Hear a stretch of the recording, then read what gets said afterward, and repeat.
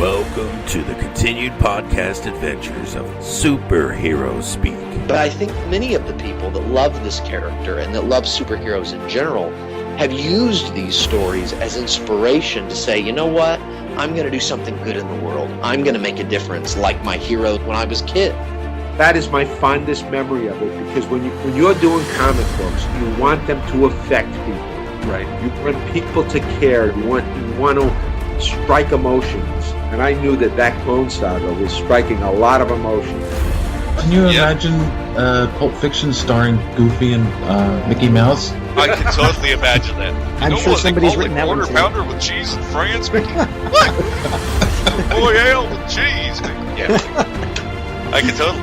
See? I would watch the hell out of that movie. Yes, I gladly sacrifice that my progeny to you, almighty Marvel beast. But Neil Adams is somewhere going, it's my time. How do you measure success?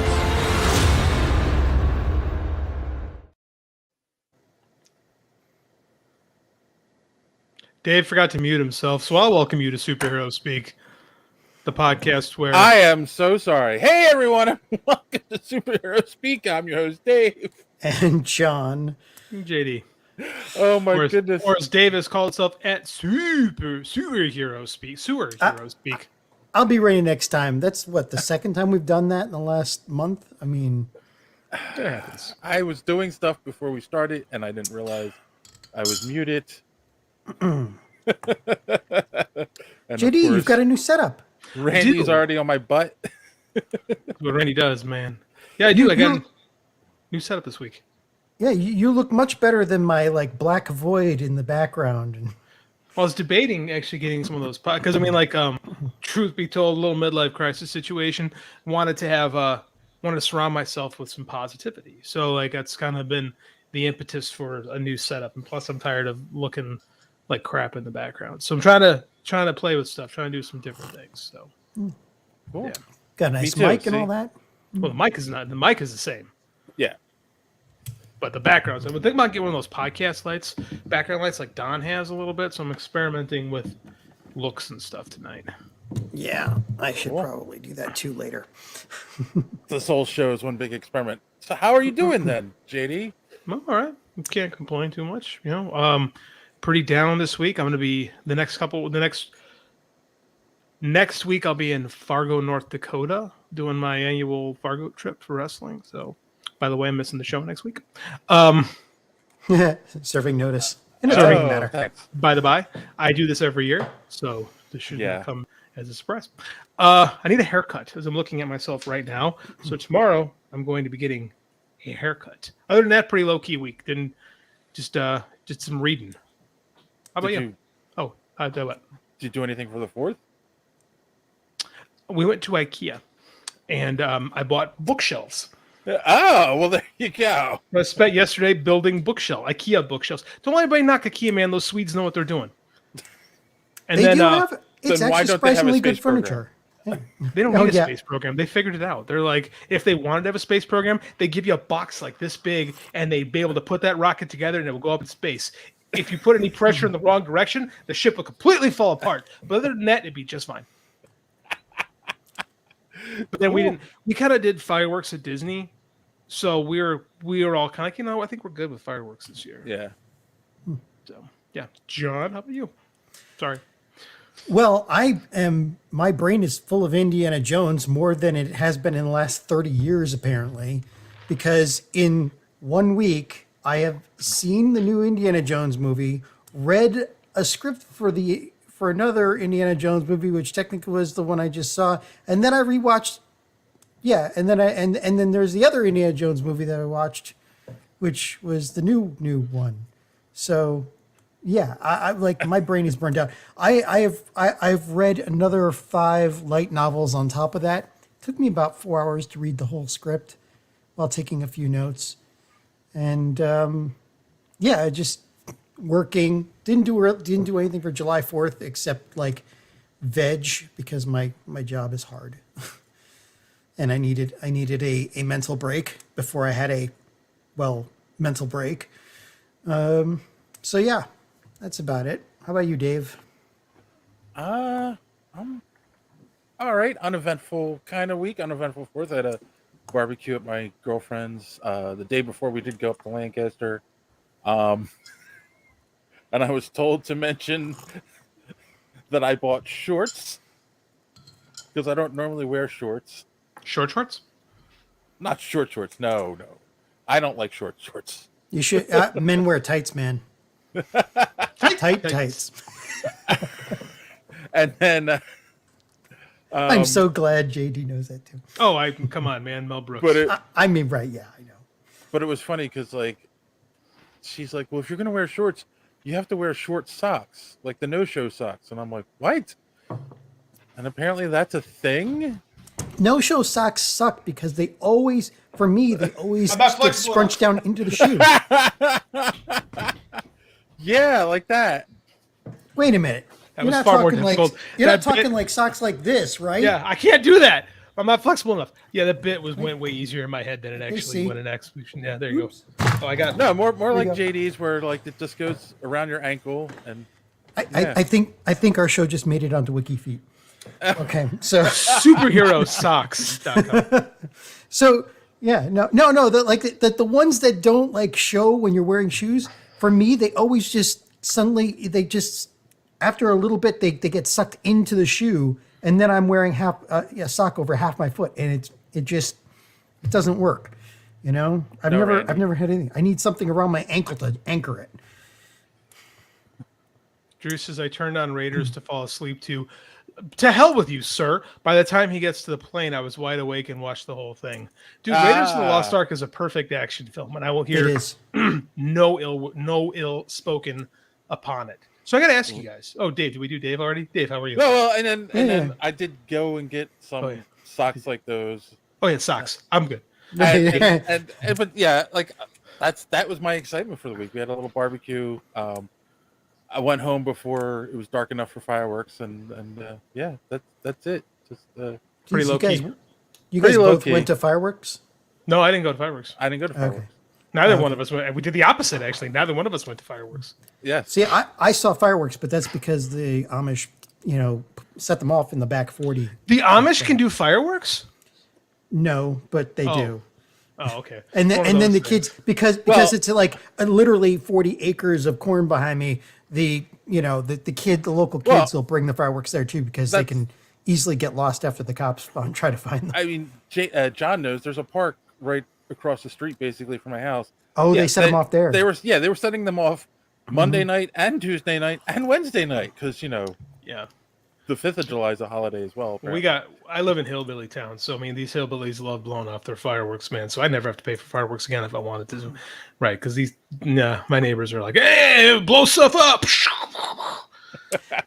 One of my fondest and most dangerous memories was when I was living on the hippie commune when I was homeless, and the guy, and if he ever sees this, he knows I love him. Jerry, he's a 6'2" redneck with shock white hair, and I just have this image that I remember of him with a wheelbarrow of fireworks sitting next to him, with a drink in one hand, his fourth for the night, and waving around his cigar over the wheelbarrow. I mean, talk about that's America for you. Not America, America. Oh yeah, I live in America. Mm-hmm. Don't we all? Well, no, America. Yeah, there's a difference between America and living in America. Yeah, it's not America unless most of the people around you have gun racks in their cars and totally, and set off. Fireworks were being set off behind my house last night. So, well, there you go. So I got to ask you guys. Okay. Have you ever read a script before? Because we're reviewing a script today on this show, not watching a movie. Have you ever, this for me is something I've been doing since I was in college. Have you ever read a script? I have. I actually remember reading one of the Star Wars scripts. I had one of the Star Wars scripts too. I had the Return of the Jedi one in that bookshelf behind me. Yeah, and it's I mean, it's interesting. Obviously, it doesn't describe everything beat for beat that you see in the movie, and it's not a book. You're not they're not writing in what the characters are thinking at the time. Those kinds of things, like you would see in a book. Little bits here and there, but not as much as it's not Tolkien. No, but yeah. I mean, it's it's funny when you realize like 140-page script. That's 2 hours and 10 minutes or 2 hours and 20 minutes of a movie. Ballpark. What you want for a script is 1 minute per page. Yeah. Ballpark. I agree. I also want more Tales of John as a consensus. I want more Tales of John as a hobo. I agree. I don't know this at some point, not tonight, but at some point, I want to hear more of the O'Grady Chronicles. Being homeless is not fun. It was only for a short time, and then I lived on a hippie commune. They took me in, so it's just. Anyway, that's wild. Back to we'll focus. So yeah, what did you think though about reading a script? Have you ever read a script before, John? I swear I've read a script before because the format seemed familiar to me, but I can't remember when. When you get as old as me, you forget things. But I found it interesting. Like there were some terms in there I actually wanted to ask you about that I hadn't seen before. I could figure out some of them, but some were like they seem to be like standard terms that script writers use that I'm not keyed into. So otherwise, yeah, it wasn't that hard to read though, and like I said, I burned through it in about 4 hours. One of the things that got me, I realized about halfway through, FG and BG, foreground and background. But like I did not get that at first, and I'm like, what are these letters? And then I realized, it's for the camera position, and this is in the foreground, this is in the background. See, because I got that, but what's not looking back? Is it just the character's not looking back? Because that was used a lot. Okay, yeah. It's this thing about a script is everyone writes them a little bit differently, right? But it's like not quite as varied as comics. You got to follow the same format, but there's a lot of some will write cut. Some writers will go cut to. Some will do this. Some are more visual, while some kind of like just try to use enough language to paint a picture, because you don't want to get verbose. Like you want to see the big rule with screenwriting is you want to see a lot of white on the page, right? Yeah. There was some some really intense descriptions, like when there were. Yeah, when the skull was it towards the end, when everything started moving around, like with the spaceship and all that, or whatever. For them, right, we'll get into that stuff later. I just wondered if you had ever read one before, because it occurred to me as I was reading this, I'm like, do normal people know how to read these things? Because again, I went to school for all this crap, so I'm wondering, what the wasn't that norms. Hard? It's not hard. I love. You have to have a. Go ahead. There is one point where it's like he starts describing a chase, and then goes, "But Mr. Lucas or Mr. Spielberg will create a great visual thing for this." And I was like, "Oh my god, that's good." But that's the best. Again, I think I was smart thing to do. But again, it's like, how am I going to tell? And it's Frank Darabont. This is the man who wrote The Shawshank Redemption and directed The Shawshank Redemption. He's going to say, I'm not going to tell Spielberg how to direct a scene. Yeah. But later on, he kind of does that during the plane chase. He goes into great detail in the plane chase. I just think he just had a very clear image in his head. Yeah. Drew says Robert. Go ahead, Dave. I'm sorry. Robert Kirkman published his script for Invincible issue #1 of his comic. That was an interesting to read. Comic scripts are different because there is no like set format to how the scripts are supposed to go. As long as, because again, and that's one of the things Andy Schmidt taught us in the comics experience class is that like, your script might look different than my script, but this is how we teach the script format. Right. And as long as you find some way to do that, because like, whereas a film script, the format is going to look the same. Like the character title, the character names are always going to be centered, a couple tabs in for the dialogue. Like there's a format. Crap is censored on Facebook subtitles. What if I say son of a bitch tits? Did that get what happened with that? The subtitles are automatically generated. Yes. Okay. So AI bullshit. Yeah. Do we want to like continue this on? Are we going off script? Because that's fine with me. But we'll get back to it. Dave hates when we break format. I was curious to see what you guys thought of the act of script reading in general. Wasn't that hard? Yeah, and the pages do go quicker than even a light novel. So yeah. Oh yeah, for sure. You're supposed. Well, that's the thing too is if you cannot read a script in like 45 minutes to an hour, the trash in the trash. Yeah. Well, it took me about 4 hours, but I was folding laundry. But see, the thing You had a charade about folding laundry? How did you do that? I have my I have my Galaxy S8 or my Galaxy Tab S8, and I have it set up next to me on the table while I'm folding laundry, and just go. And then I went on the treadmill to finish it up. You can multitask, sir. It's part of my ADD. That wow, I'm impressed. I can't do that. Well, that's why you guys, and people who've watched the show, they'll see me looking over here, they'll see me looking over here, and then you'll ask me something, and I'll answer right away. It's because it's partially because of my ADD. I cannot just do one thing, and then but I am paying attention very closely. So this is important information. Closely enough to interrupt Dave every time he tries to speak. Drew says, "Bitch is censored, tits is not," which is interesting. Okay, tits. Titty tits. We had a kid, and one of the boys I coach in wrestling, he's a borderline genius, right? He's a 4.0 student, but he is the most ADD riddled kid I remember. Like, he just sits there like this all the time, and they let him just kind of wander around in classes because he just can't sit still. Yeah, I would be better at like noon when my Ritalin is at max strength, because I take out time release Ritalin, and then I can sit and like concentrate on one thing.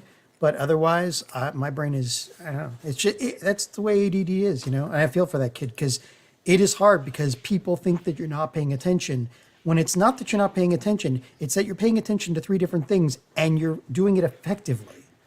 This it's kid just does, that I people can say that.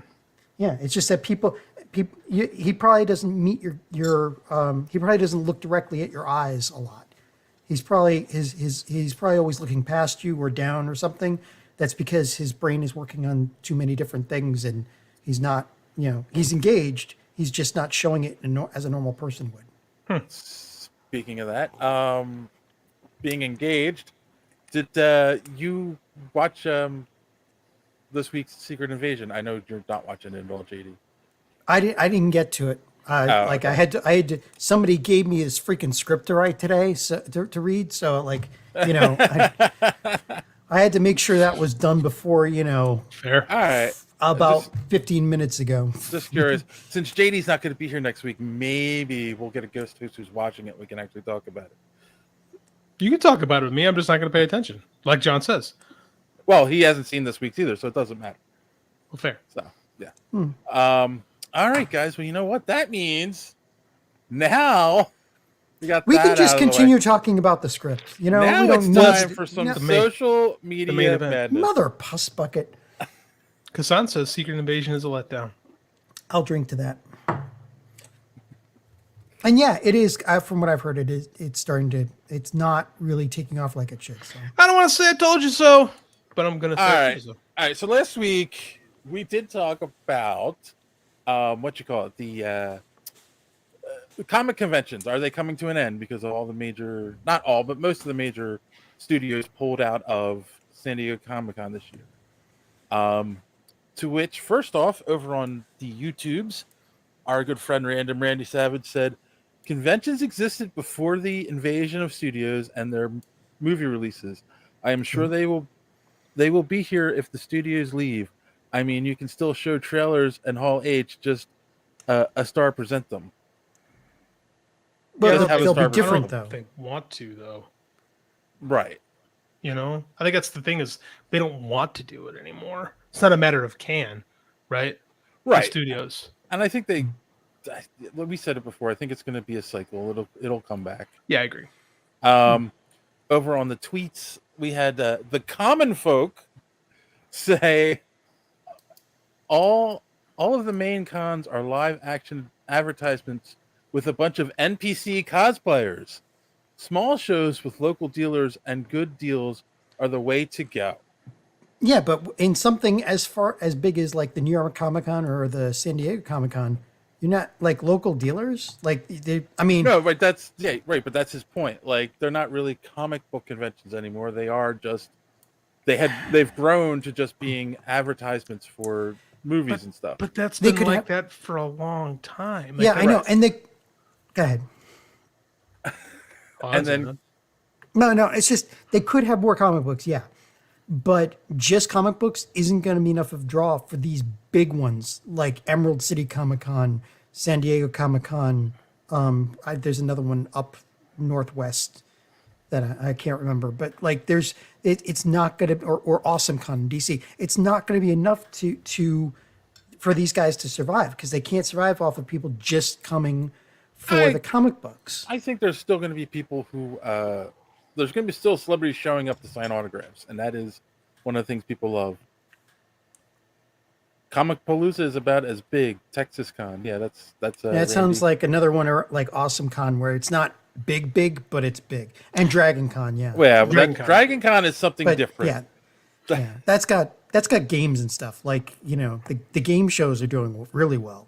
So, because I'm a horrible friend, and I've always mentioned I don't like listening to podcasts similar to ours, so I want to stay original.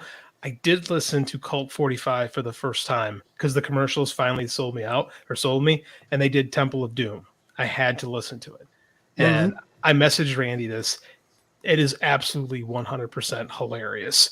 I was in tears the entire time. I know they're going to have advertisement later on. Dave's been saying this for years, and I finally just went and said, you know what? I'm going to give this a shot. I don't think I'm going to steal any material here. It was absolutely ridiculously funny. Please download. Please go listen to Cult 45, especially because this is all Indiana Jones themed again this week. I had to get that out before I forgot. Sorry about that. I also have ADD, and I'm untreated. Kassan says Comic Cons need to merge to include all nerdom. Dragon Con. That's Dragon Con, right? That is Dragon Con. Yeah, Dragon Con is everything. It started out as a fantasy convention and just has grown to be this crazy convention. That's Atlanta, correct? Dragon Con's in Atlanta, correct? Yep. Okay. And finally, Kassan also said over on the Twitters, no, they'll be fine. They just need to rediscover what made them magical in the first place. Take a big corporate influence out of the cons and bring it back to grassroots fans. That's just kind of what we said last week, and that's probably what they're going to do. Again, Wizard World. If we do that, and if you take out all this extra stuff, like Wizard World, and whoever is using that now, I forget what's. I don't think anybody. It's fantasy. It's Fan Expo now. Fan Expo, right? Fan Expo is going to have a hard time. They are not going to have this. Each convention is not going to have the same draw. Yeah, but that's the thing too. Wizard had a problem because they were trying to recreate the same exact convention in every city that they were in. Doesn't work that way. Exactly. Like you can't. It's like there's got to be something unique about the convention for people to show up. Agreed. Well, here's the thing too: is they might not have the big movie stuff there, but I mean, there's always going to be celebrities or pseudo celebrities, if you call them that. Like, there's always going to be autograph opportunities. Like, Fan Expo Chicago's next month. They're bringing in the cast of Back to the Future. And I'm like, maybe I should go to that. I'm not going to, but I mean, like, I thought maybe I should. Too many people. It'd be nice if Marvel kept lending out their actors. I mean, because they can. Let's face it. Back to the Future, those guys are getting really old. That's why they're doing it. But it's not like there's not people from Marvel stuff that aren't going. Like those are the ones that struck me because of my age and what I like. But there are going to be Marvel actors. They're just not going to be sitting in front of panels, right? And there's a lot of people that go to Comic Cons that don't necessarily enjoy paneling, right? Randy says, agreed. All factions of Merson must unite. I don't get it. Yeah, I don't either. Sorry, Randy. And then, okay, let's move on. Drew had a question for John over on our Facebook feed. He said, "Social media madness, John. What do you think about SSS Dianzon? Is it any good? Are kaiju a big part of it? What's the deal with this monster? I'm a Godzilla fan," and there's a picture of a weird-looking monster. Mecha. Mecha. Okay. Gotta get your terminology right, or you get kicked out. Denizinon. No, I've never seen it before, but now I put it on my list. It looks interesting. It sounds interesting. And nerddom, yeah. Nerddom. Not Merson. It looks like it's what is it? I don't know. For some reason, there's a reference to superhuman Superhuman Samurai Cyber Squad in the Is that is it something you've seen? Explain. No, I've never seen. Well, no, I've never seen Dynasina. So, but it's 2021. So I guess I must have passed it over because like the last few years, it's hard to keep up with the number of stuff that's coming out. But it's got good reviews. It just doesn't have a whole lot of reviews. That's interesting too. Kassan says, sorry, go ahead. No, go ahead. What was you saying? Oh, okay. We're off track tonight. Go ahead, John. Finish your thought. All right. Normally on Crunchyroll, if something's really good, it has over 1,000 reviews, maybe a couple of thousand, and it's over 4.5 or so. This is at 4.5. It's got 788. So it looks like not a big following, but enough to make me interested. So go ahead. Kassan says, celebrities are vital. So are content creators. I agree with that. It's when studios overproduce an event that the soul is sucked from the cons. I actually agree with that. I think we have the people creating these things from all aspects is creating. Performing is also part of creation. I agree. It's the over corporatization, which is a big part of why I stopped really being interested in these cons because I just feel like yes, they're selling me things. That's the whole point of them. But I mean, like, it just becomes too corporate. Like I like when people are selling me comics, but like when it's the movies and stuff like that, it just feels a little more hollow. I don't know why. Isn't that the cycle though? Somebody comes up with a con, it does really well, then a corporation gets interested in it, they take it over, or they buy the guy out with enough money to make even a hardcore fan drool, and then they just it's like investment groups buying out huge corporations. They buy them out and then they just mine them for money until it gets destroyed. Drew says 700 reviews out of 7 billion users. Not good. Hey, that's 70 billion users, man. More anime fans than humans on the planet. Hey, that's because some of us count twice. That's a deep superhero speak cut for the you might be well listening. No idea. Yes, and it's appreciated. Oh, greatly appreciated. All right, and the last thing for Social Media Madness, we had talked about the rumor that Ben Affleck has been seen on the set of Deadpool 3, and that he's reprising his role as Daredevil. The Crossover podcast said, I think Deadpool Kills the Fox Universe is the plot of the third film. It's possible. That's what I've been hearing. Is that was it the Time Agency? What's their face? The TVA. Like they pick him up for bebopping around time, and him what I heard was they go back, and time is all messed up, and was X-Men 3 didn't work out the way it actually did in the movie. And so they already did that, though. They already did that in Days of Future Past. They pretty much retconned X-Men 3. Yeah. Right, but this is it's more along the lines of the world is the way it was after Wanda's No More Mutants. So like the mutants are in charge, the humans are like so rebelling. House of M. Yeah, basically House of M. And the humans are rebelling, and Wolverine is on the side of the humans, and Deadpool's going to come in. Well, basically, his job is to like clean out the reality or something. I don't know. That's what I've heard. But who knows? Well, there could be some truth to that. We'll be talking about that in the news a little bit. Kassan, anyone hear about Eric July's Rippaverse comic launch? The first issue Kickstarter ranked in 3.7 million for a comic book launch. That's awesome. That's insane. That's amazing. Insane. I have not heard that anything that is ranked in that kind of money before. I've seen Brandon Sanderson's novel campaign took in that much. Right. But for comics, that's pretty high, man. I'm not even terribly familiar with Eric July's work, to be honest with you. Oh, they're also donating books too. Oh, okay. With this, I'm gonna check out this Ripple. I mean, that's looks cool. All right. Well, you guys go check out the Rippaverse, and if you watching or listening wants to be a part of Social Media Madness next week, here's our good friend Don to tell you more. Enjoying the show? Do you want to be part of Social Media Madness? Well, go ahead and head on over to superheroespeak.com. You'll find all the links you need, episodes of the show, comic reviews by Chris, and other articles. We're posting stuff on there all the time. And while you're there, you can also check out the rest of the Geek World All-Stars podcast network.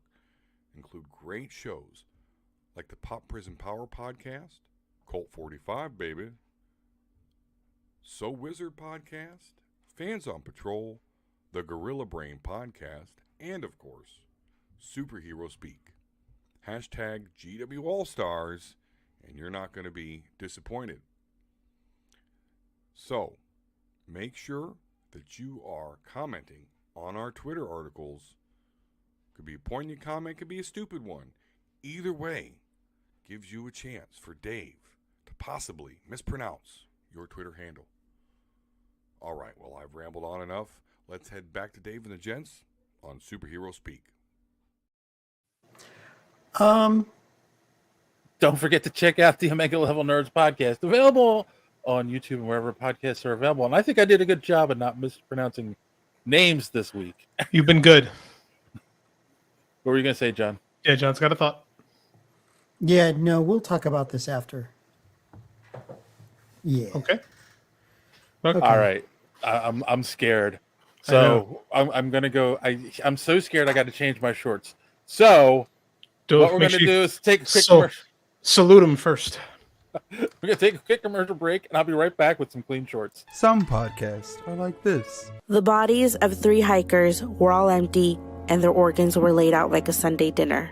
And some podcasts are like this. You know what? I'm going to tell you why having a large penis ain't always a good thing. But only one podcast is where you can get in-depth analysis like this. Like, nah, this is what you saw. They were drunk as shit because everybody been drinking. He told a good-ass joke that made her pussy explode. I mean, no, that made her fall into his chest. Yeah, that's why everything was all shaking and they just laughing and regular. Because of the vigorous laughter. That moan you heard, that was just like an airless laugh.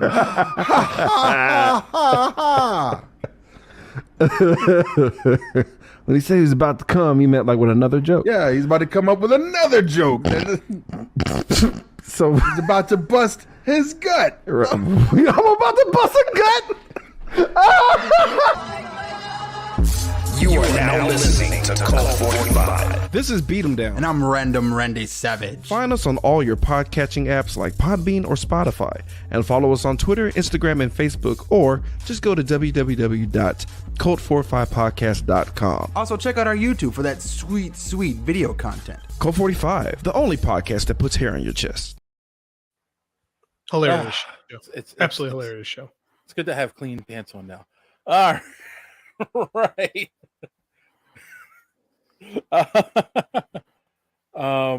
It's been the same 6 people. I don't even know what 6 people you're talking about. It's been the same 3 people on this show since 2016. Oh, I think he means the same 6 people for Social Media Madness. No, but there was a couple of new ones this week. So those are our dedicated fan base. I mean, yeah. Yes. All right. Let's talk a little bit of news, guys, because the first 2 articles kind of tie in with our last thing on Social Media Madness. Starting off with, it is confirmed, like, Jennifer Gardner is reprising her role as Elektra in Deadpool 3. So will she be a Skrull? That's my question. Probably not. Do you think they're going to do that? No, I don't. Maybe. Nah. Maybe. No, probably not. I wish I had more positive things to say about this. I mean, it's a nice gag, but that movie really sucked. Here's my question, because this is the only one that's confirmed. Do you think it's only a bit part? Like she's only in the first a second, and I do. She's the first one to get killed or something. Yeah, I do. I think there's going to be more of that, but I think they're putting her in there to kind of confirm some stuff, right? That we think, and just to kind of quell, or to get, not to quell rumors, but to kind of get people talking more about others who could be in it, right? So perhaps we get a Fassbender, perhaps we get a Patrick Stewart, Right. Perhaps we get, I don't know, Kelsey Grammer. Who knows? Randy says Elektra was awful. You are correct, It was. sir. We will not disagree with that. No, no, not at all. No, I don't think anybody really does. Yeah. Shite. It was a. Its only saving grace was Jennifer Gardner, and that was about it. Was she really? She's horribly like I've been okay. This is hot takes from 2003. I think she's horribly miscast as Elektra. No, she was. Yeah, you're right. She was. Yes. And I feel like that movie was only made to cash in on her rising star at the time. Right. She was cast because she did only to Alias. cash. Yeah, because she was big from Alias. Right. I Well, feel like also that- because she's gorgeous. I mean, you know, she is also gorgeous. But as far as the character's concerned, she wasn't even the right wasn't that character Hispanic or something or Greek. Colombian or Greek? Okay, yeah. See, not really Jennifer Gardner. So. No. But then again, but again, I think that I think lots of parts of that movie were misdone. Quite frankly, right? I think it was she's kind. Probably the least of. I mean, she was the least of the problems of the Daredevil movie. The Elektra movie is a different story. It was really highbrow in certain places. Translation being just really boring. Sucked ass. Yeah. Randy says the only saving grace was Terrence Stamp. He kneel before Zod, sir. Yes. Oh yeah. I agree with that. By the way. Yeah, I won't disagree with that either. Forgot about that. Yeah, so I mean, it was weird that they came out and confirmed that. Yet at the same time, there is a rumor that Patrick Stewart and Ian McKellen are both returning to play Professor X and Magneto. I had heard separately about Ian McKellen, so it wouldn't surprise me because Ian McKellen and Patrick Stewart are like brothers. Mm-hmm. So if one of them does something, the other one's all in. You know, those are two of the best human beings on the planet. So Right. I mean, it's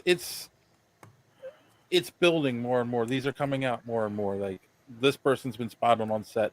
These people are going to be in the movie. I think, I do think that's what it's going to be. Is him killing off the Fox universe somehow.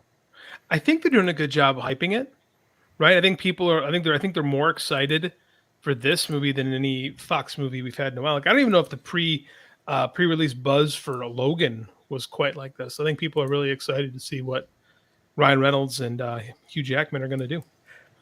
Yeah, no, agreed.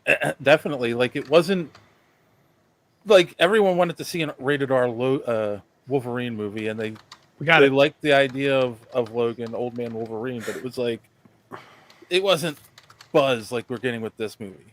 Like different kind of movie. They weren't going for like James Mangold wasn't quite going for that typical superhero movie buzz or vibe with that thing, and mission accomplished. They did their own thing. Excuse me. I think this is something different. Like I think this is Disney, man. This is the first go around with them under the Disney umbrella. So so far so good. This is the one Marvel thing that I'm really like, I'm in. I'm interested in this. Well, you got Ryan Reynolds, cachet. He's got his Rolodex. Everybody seems to really like working People with like him. Mm-hmm. You've got Disney behind it. I mean, how can let me curse it by saying how could anything possibly go wrong?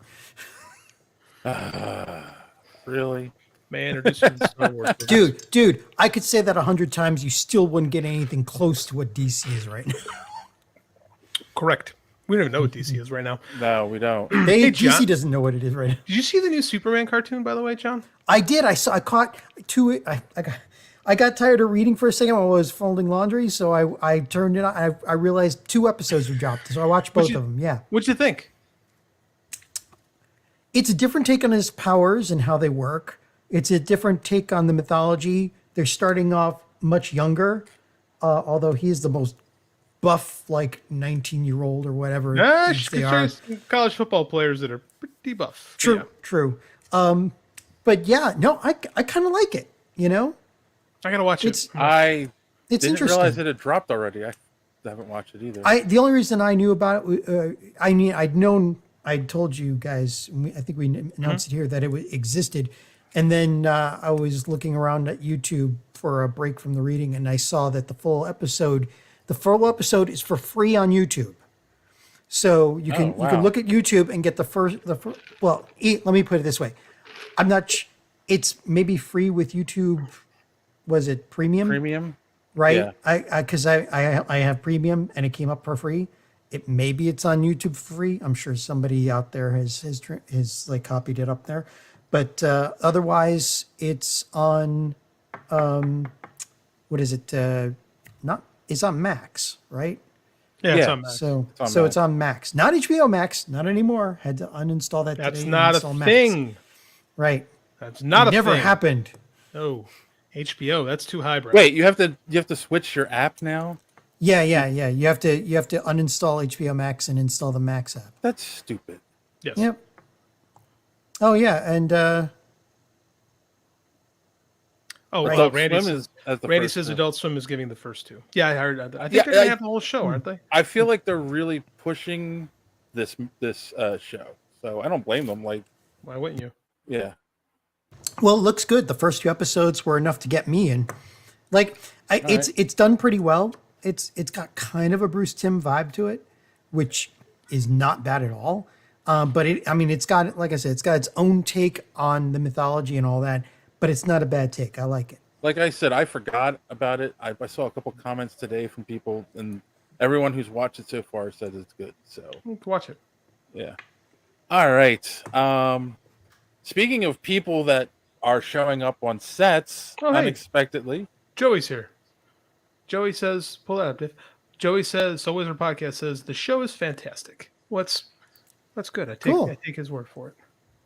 All right. Well, everybody's giving you rave reviews. I don't know about that Joey from that So Wizard Podcast show. All right. Speaking of people showing up on sets, Robert Downey Jr. showed up on the set of Captain America: Brave New World.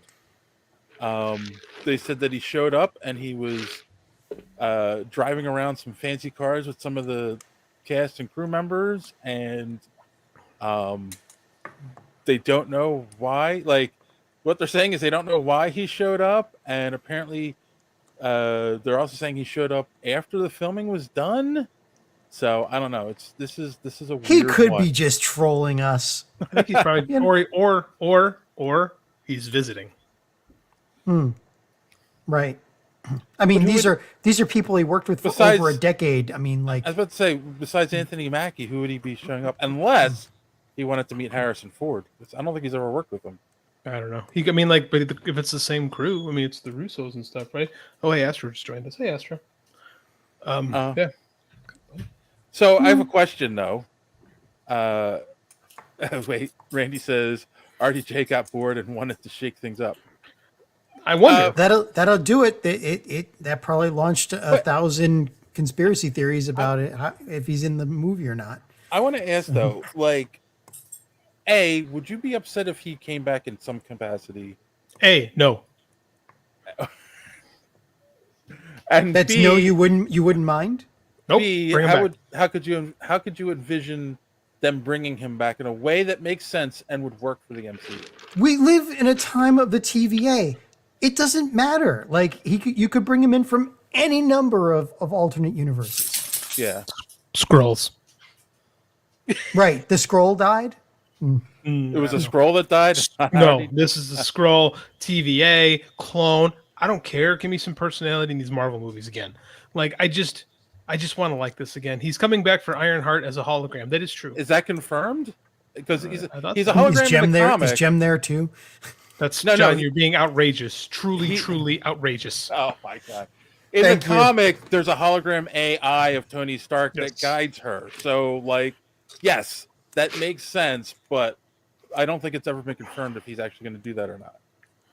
So, well, I don't see why not. They just have to shoot him on a green screen for probably a day, and he collects a paycheck. Dude, I'll tell you what. If Chris Evans and Robert Downey Jr. showed up with Chris Hemsworth as the Holy Marvel Trinity again, and said Avengers Assemble, everyone would clap and cheer, and life would be better in these movies. And they'd make $1 billion again. And it'd be like, take our money. You know, I was thinking about this. It's been 5 years since those guys were in a Marvel movie, right? Because they wrapped up their work in 2018. Mhm. Drew says, I'd be upset he could be in a What If. Yeah, but nobody watches What If. Yeah. Go right. all in. It's comics, man. These movies are comics. This kind of leads us into the next thing I wanted to talk about a little bit. I brought this up. speaking about movies making money, Kevin Smith recently said in a podcast that he believes the reason that movies aren't doing well right now, that why these blockbusters aren't making the money they're supposed to, is because movie tickets are just too expensive right now. They're expensive. You take a family of 5 to one of these things, you're out over $100, and that's not including the popcorn. Then you're out like $250. No, I took the family to see Indiana Jones last week, and it was $80. I don't think he's for 3 people. I don't think he's wrong in that assessment, but at the same time, if you give people a reason to go to the theater, they will go. I think the bigger problem is what's being released isn't connecting with audiences. I think there's 3 things I'm going to say. Like, and I don't disagree prices are too high, but I don't think they've skyrocketed in the last year, right? No, I don't think so either. Right. I think it's a mixture of and I said this last week, a lot of these movies were held back, and we had 10 movies released right in a row that are all supposed to be blockbusters.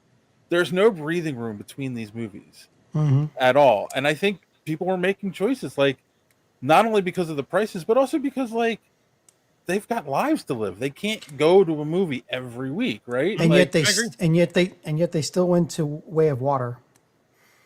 You know? See, we can make fun of the Avatar movies all we want, but James Cameron has the last laugh on all of us because people keep going to them. Yeah. Joey says, so where's the podcast? Joey says, I go to the movies 45 times a year, skip the expensive big screens, go to matinees, don't buy films. Yeah, he's right. 9 times out of 10, that's what we do. We go to the matinees. We don't go to the nighttime shows. I try to sneak food in, but now the kids got such a constant. That's stealing. You can't bring in your own popcorn. Little narc. Oh, yeah, and I was going to say, this is the other thing I was going to say. Randy brings this up. All of these movies have been over 2 hours long.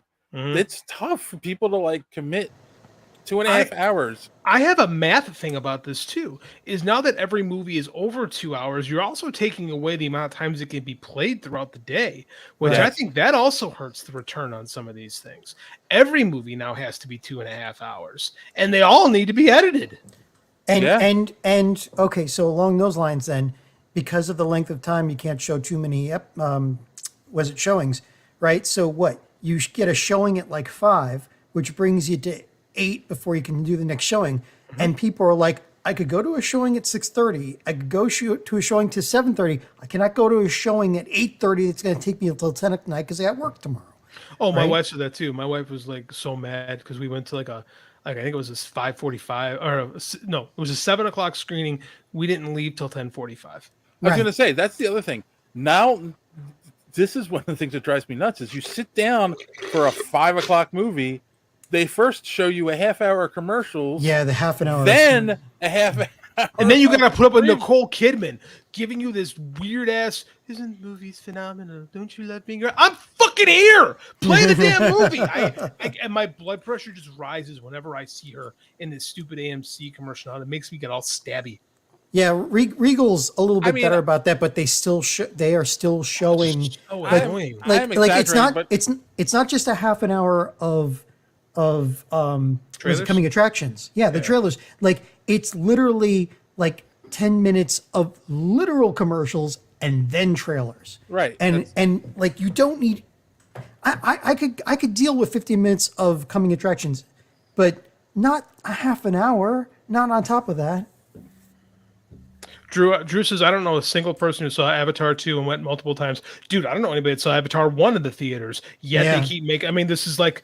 I don't know who these people are either, but it keeps making money. And Cameron's laughing all the way to the bank. I saw Avatar 1 in the theater, and I didn't get the hype, so I didn't go see this. But yet, Avatar 2 is making all this money, and it's like, exactly. I don't know anyone personally who's gone and seen it. I mean, yeah. By the way, the movie theaters know that this is a problem, because every one of them has a club now. Yeah. So you go a certain number of times. Like you can join the club, pay a subscription fee, and you will get discounts on the. I should do that, but I'm drawing the line because I'm so sick of all these damn subscriptions that I'm part of.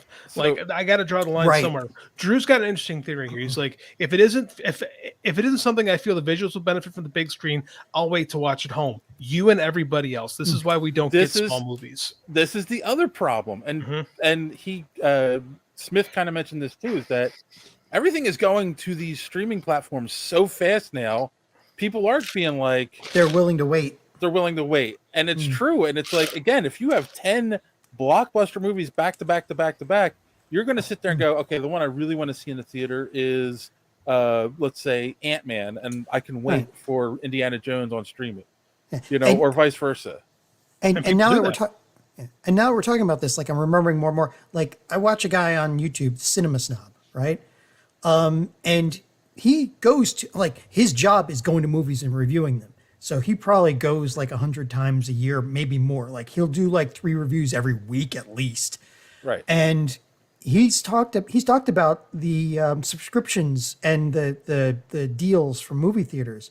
And like over the last couple of years, I swear the deals have changed for his movie theaters like 3 times. And every time they've changed the deal, they've made it worse. And he's complained about that. So like, even though they know this is a problem, they still are trying to, like, the whole point of a subscription for anything, not just for the theaters, is they are counting on you paying the subscription because you think, oh, this year or this month, I'm going to go to like 8 movies. I'll make a deal. And then you may not go for the next 6 months, and they make more money than if you just paid for the movies. They're counting on that. Oh yeah. That's how they make money. It's like a gym. It's like, these big, nice gyms don't stay open because people go to the gym all the time. They stay open because people buy this. That's what they've all lifted the gym metaphor, right? Or the gym, can't remember the term I'm looking for, like the gym scam, if you will, right? Where they get you in and then you don't want to cancel it, or you forget that you even have that. It. Is Yep. That is what all these companies also were trying to do with the subscription services. Like, oh, there's not going to be something I'm going to watch every month on Disney Plus, but I'll just keep it and keep paying them every month. And yeah, the Skull Island cartoon is the first thing I've watched on Netflix in like 3 months. I don't watch Netflix, but I've been paying them. I cancel my Netflix. Right, but that's the thing, right? That's what they're counting on. But there are more and more people that are now like, because they don't penalize you, so they'll stop their subscription and then sign up 6 months later when something new comes out they want to watch the new thing, and then kill their subscription again. Yeah, throw up what Drew said. The last comment that Drew made. So he says he doesn't go to the movies weekly like he did in high school and in his 20s. Dang kids. When you say dang kids, make sure you brandish your cane at the clouds. So yeah, no, I mean that's the point, right? We have most people have families, right? So they're going to do exactly what JD said. It's like, okay, I've got like these movies I want to watch, but I have to mow the lawn. I have to take the kids to like soccer practice. I can make some time this week for this movie, and the rest I'll just wait. A big reason that I like reviewing movies on the show is because it justifies me going to the movies. Because it's very easy for me to just go, like the Transformers one. I missed that week of the show, so I didn't watch it. Right? And Andy's like, yeah, we got to go see Transformers. We got to go see Transformers. I keep kicking the can down the road, and I'm like, because it's one of those things, man. It's expensive and it's time consuming. And like Randy said earlier, like it's 3 hours to go see a movie. Right. And it's just, and I love going to the movies, but people are like, oh, how come we don't get romantic comedies? Oh, how come we don't get these because those things are easier to digest at home. Everyone's got nice TVs pretty much now. Right. Yep. Yeah. Like, this is just, and Spielberg has been warning people about this for decades, right? He's like, this is going to hurt theaters. It's going to hurt theaters. It's going to hurt theaters. And you know what? It is. It is. Yeah. But again, what we're saying here is it's not just the price of tickets. It's everything going on right now. And it was accelerated by the pandemic too. COVID COVID changed people. People got really used to watching stuff at home.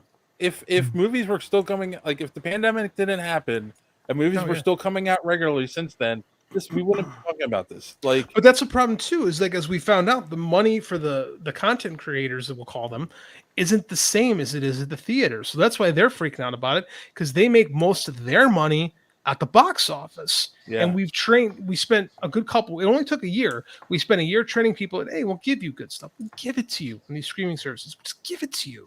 Mm-hmm. Where, I mean, like we taught, and the audience went, oh, I like this better. Right? So like, how do you put that toothpaste back in the genie? Toothpaste back in the genie. I completely stopped conversation. I thought I would get a giggle with that, and all I did was T-bone the podcast completely. I like that. A mixed metaphor.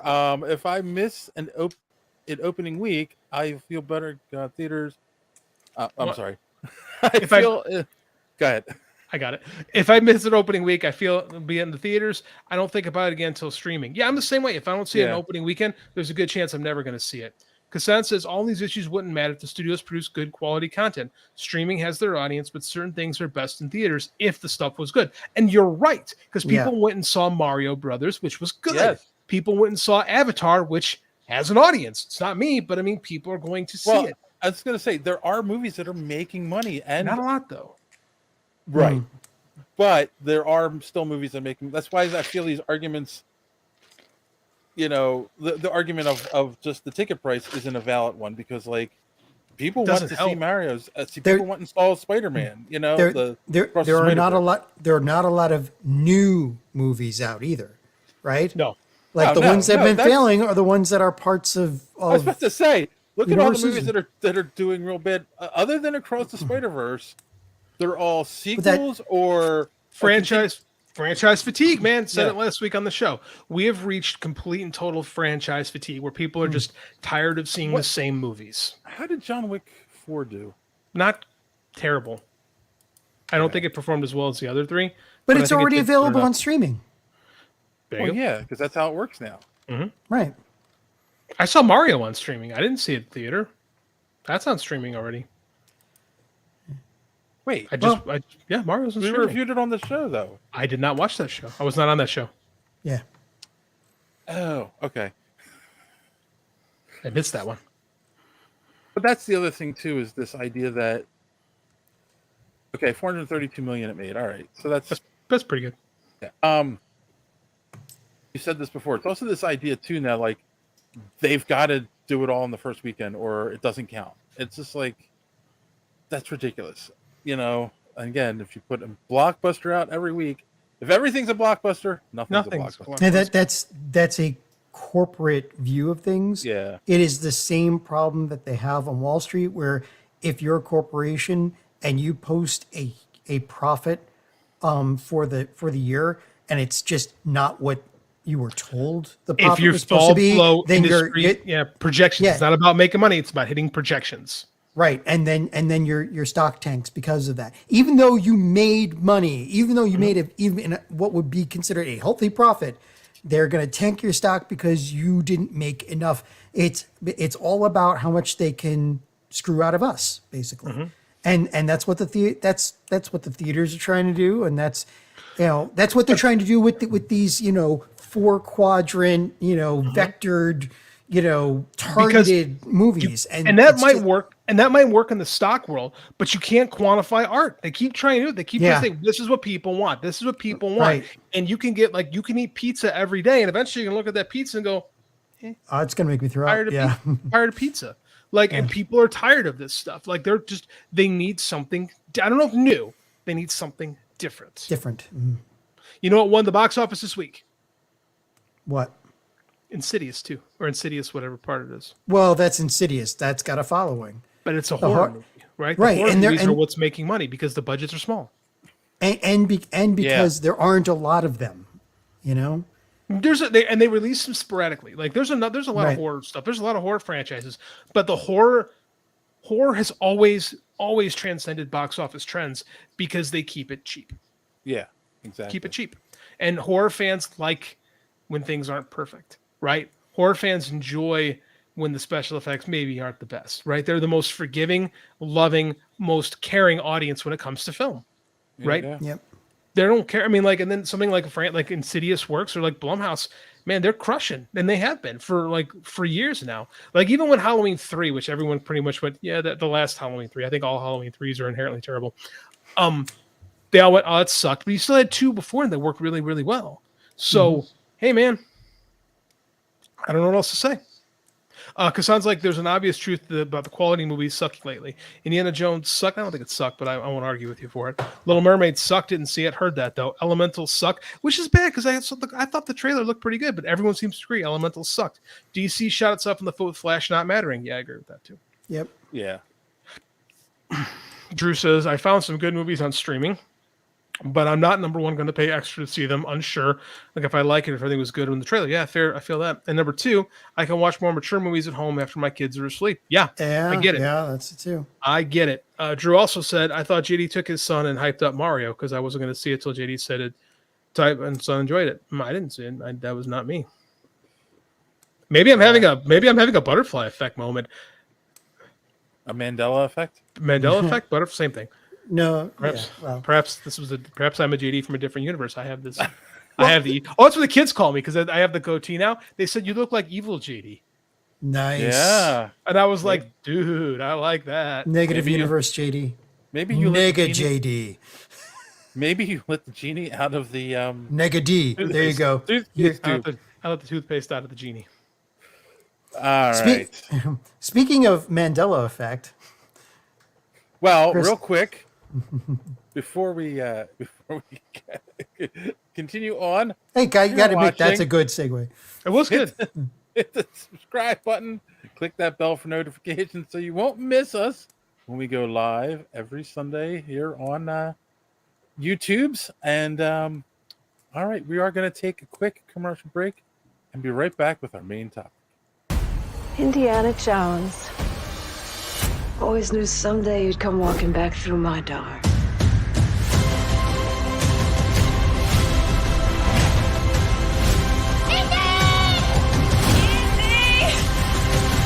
Snakes. Why did it have to be snakes?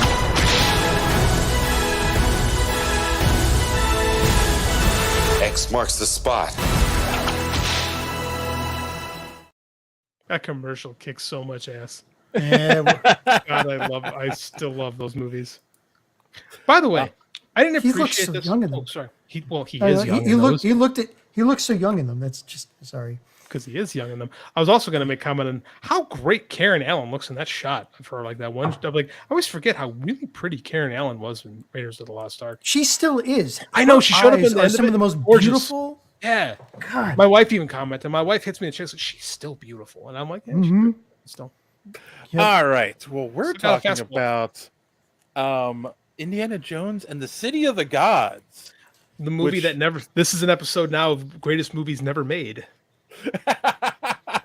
Well, I have questions and thoughts. We should have come at it as we just saw this movie in the theaters and it was really interesting and made people think, oh, it's the Mandela effect. Am I misremembering? Oh, you know what? We should have acted like this. The movie everyone knows. Very quick way to lose subscribers by doing that. So back in 2003, when they originally were going to make an Indiana Jones 4, they had this idea for the story. And it got who's the screenwriter on this one? Frank Darabont. He of The Shawshank Redemption, The Mist, The Green Mile, like Young Indiana Jones Chronicles, which is I think that's a blip in the Matrix, but yeah, he did do those. Yeah. Well, but I also think that's probably what got him the gig in the first place as well. I think his success as a filmmaker is what got him there. But yeah, that's certainly in his big break in the business was working with Lucasfilm. For sure. So what this is the first draft of the idea. No, it's the first. It's not the first draft. This is like the third draft from Darabont. Okay. This was his script for what would become Kingdom of the Crystal Skull. Yes. Which before is it was retooled. It's funny. It's funny reading this now because it's different and the same at the same time. And I'm still trying to decide if this is better or not. I was fully ready to say this is the movie they should have made, and I came out of this script saying maybe not. I don't know, because it still has some of the same problems Crystal Skull has, which just goes to show you the problem. And we talk about like, oh, the writing is a problem. The writing is a problem. It's very quick to blame the writer, but Frank Darabont's working off of notes, right? This is the stuff. Yes, the stuff that we see is the stuff that Spielberg and Lucas wanted in the movie.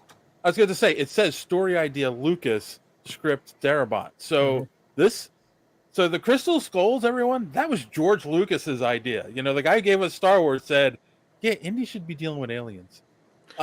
He wanted to do that because like he wanted the first movies to ape the 30s serials, right? Yes. And 20 years later, the 50s sci-fi. The 50s sci-fi. And Spielberg told him, "I don't want to do aliens. I've already done aliens." And so they decided on interdimensional beings. A term that nobody in the 1950s, that wasn't even coined in the 1950s. Right, So, which it's fairly coined now. But in this script, there clearly are aliens. They're aliens. Interdimensional. Yeah, they don't even fart around with the idea. That was a space. They didn't say, "Well, it's a dimension ship." No, it's a freaking. In this script, it's a freaking spaceship. Right. The Crystal Skulls are essentially your gray aliens. By the way, can I say, like you mentioned that you thought maybe this still, it has some problems, but this is a much better movie than the one that was made. I don't know if I agree with that. I that's what I feel like. I mean, it was much more linear. It was much. Yes. I could follow it much better. Yeah. Yes. It maybe needed a little bit more pizzazz, but like it didn't have Okay. it didn't have Shia LaBeouf in it. I was gonna say the first thing is there's no kid in the movie. There is no mutt. Right, and that's where the real movie goes wrong. The minute Shia LaBeouf is on screen, bam, you're already off into bad town. Here's the thing I want to say, and I'm not saying I love Shia LaBeouf or think he should have taken over the franchise or anything like that, but all the crazy stuff he did was after this movie. Like he was just hot at the time. He was fresh off of Holes going into this. Like a lot of the crazy stuff he did was in rejection to the attention he got from this movie. Yeah. Have we confirmed if JD was on the Mario podcast and saw it in theater? No, we have not. We're in the middle of making the show, Drew. We'll go back and see we'll evaluate my lunacy at a later time. You're misremembering it. Yeah. It's possible. Yeah. I don't I have to go back and listen to the show. Anyway, so a lot of it was the reaction to the attention he was getting. I agree with John in that I think this movie structurally is better. However, I think a lot of the character stuff in this one lacks. I was going to say, I think John is going to like this version better because they explain things more in this. No. They explain things less. They explain them clearer is what they do. There you go. They don't explain shit in Crystal Skulls. Crystal Skull stuff just happens. And we're like, why is this happening? Right, but you had like the war doctor, what's his name? The guy, John Hurt. You had John Hurt being an exposition machine the whole time. Like in this script, things are explained naturally. Yeah. In Crystal Skull, they had John Hurt there. They kept hitting the button, going, "Oh, better explain it. The people are stupid. Got to explain it. The watchers are stupid." So it just. By the way, just to set the stage here, Shia LaBeouf had done Holes in 2000. Should we tell them what the actual script is about? Like, should we go through the movie? Because I mean, this isn't like when we review a movie, like that we assume people have seen it. We actually have to tell people what happens in this. So in this movie starts out, or this script, starts out with Indy and Yuri, a new character introduced in this movie. They're working off on some military base, doing an expedition. He's Indy's looking at like old Indian vases or something. They're somewhere in Nevada, and so Yuri wasn't in Crystal Skull, by the way. Right. Yuri's just in this version of the movie. He asks to borrow his truck and says he's got a hot date that night. Yuri's in a visiting scientist kind of thing. He's essentially Yakov Smirnoff. He's in the script, like the first scene of the movie, right? It starts off the exact same, where a car drives by after the Paramount logo fade in, listening to Rock Around the Clock, right? So it's almost an identical start, except now we're in the desert and like they're at a diner. Right, this is like the most boring post start to an Indiana Jones movie ever. Yes. JD was in episode 4. Apparently, Randy says I was on episode 504 of Mario Brothers. I don't know what the hell happened there. Perhaps I've been hit in the head. I guess the concussions are starting to add up.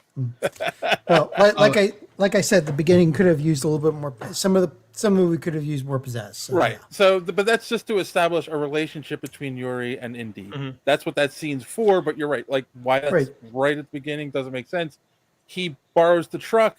Indy hears some noise later that night, looks at his binoculars, and it's Yuri in the truck.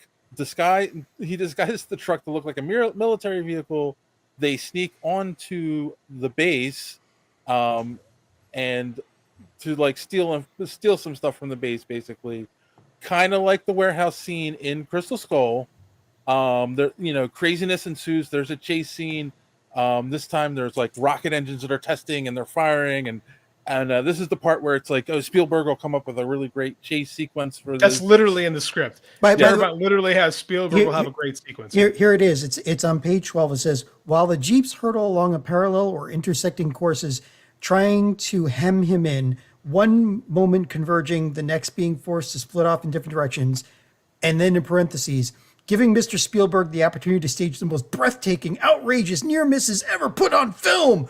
And we had a lot of explanation points. To be fair, that was Spielberg's reputation. It still pretty much is. The man's really good at action stuff.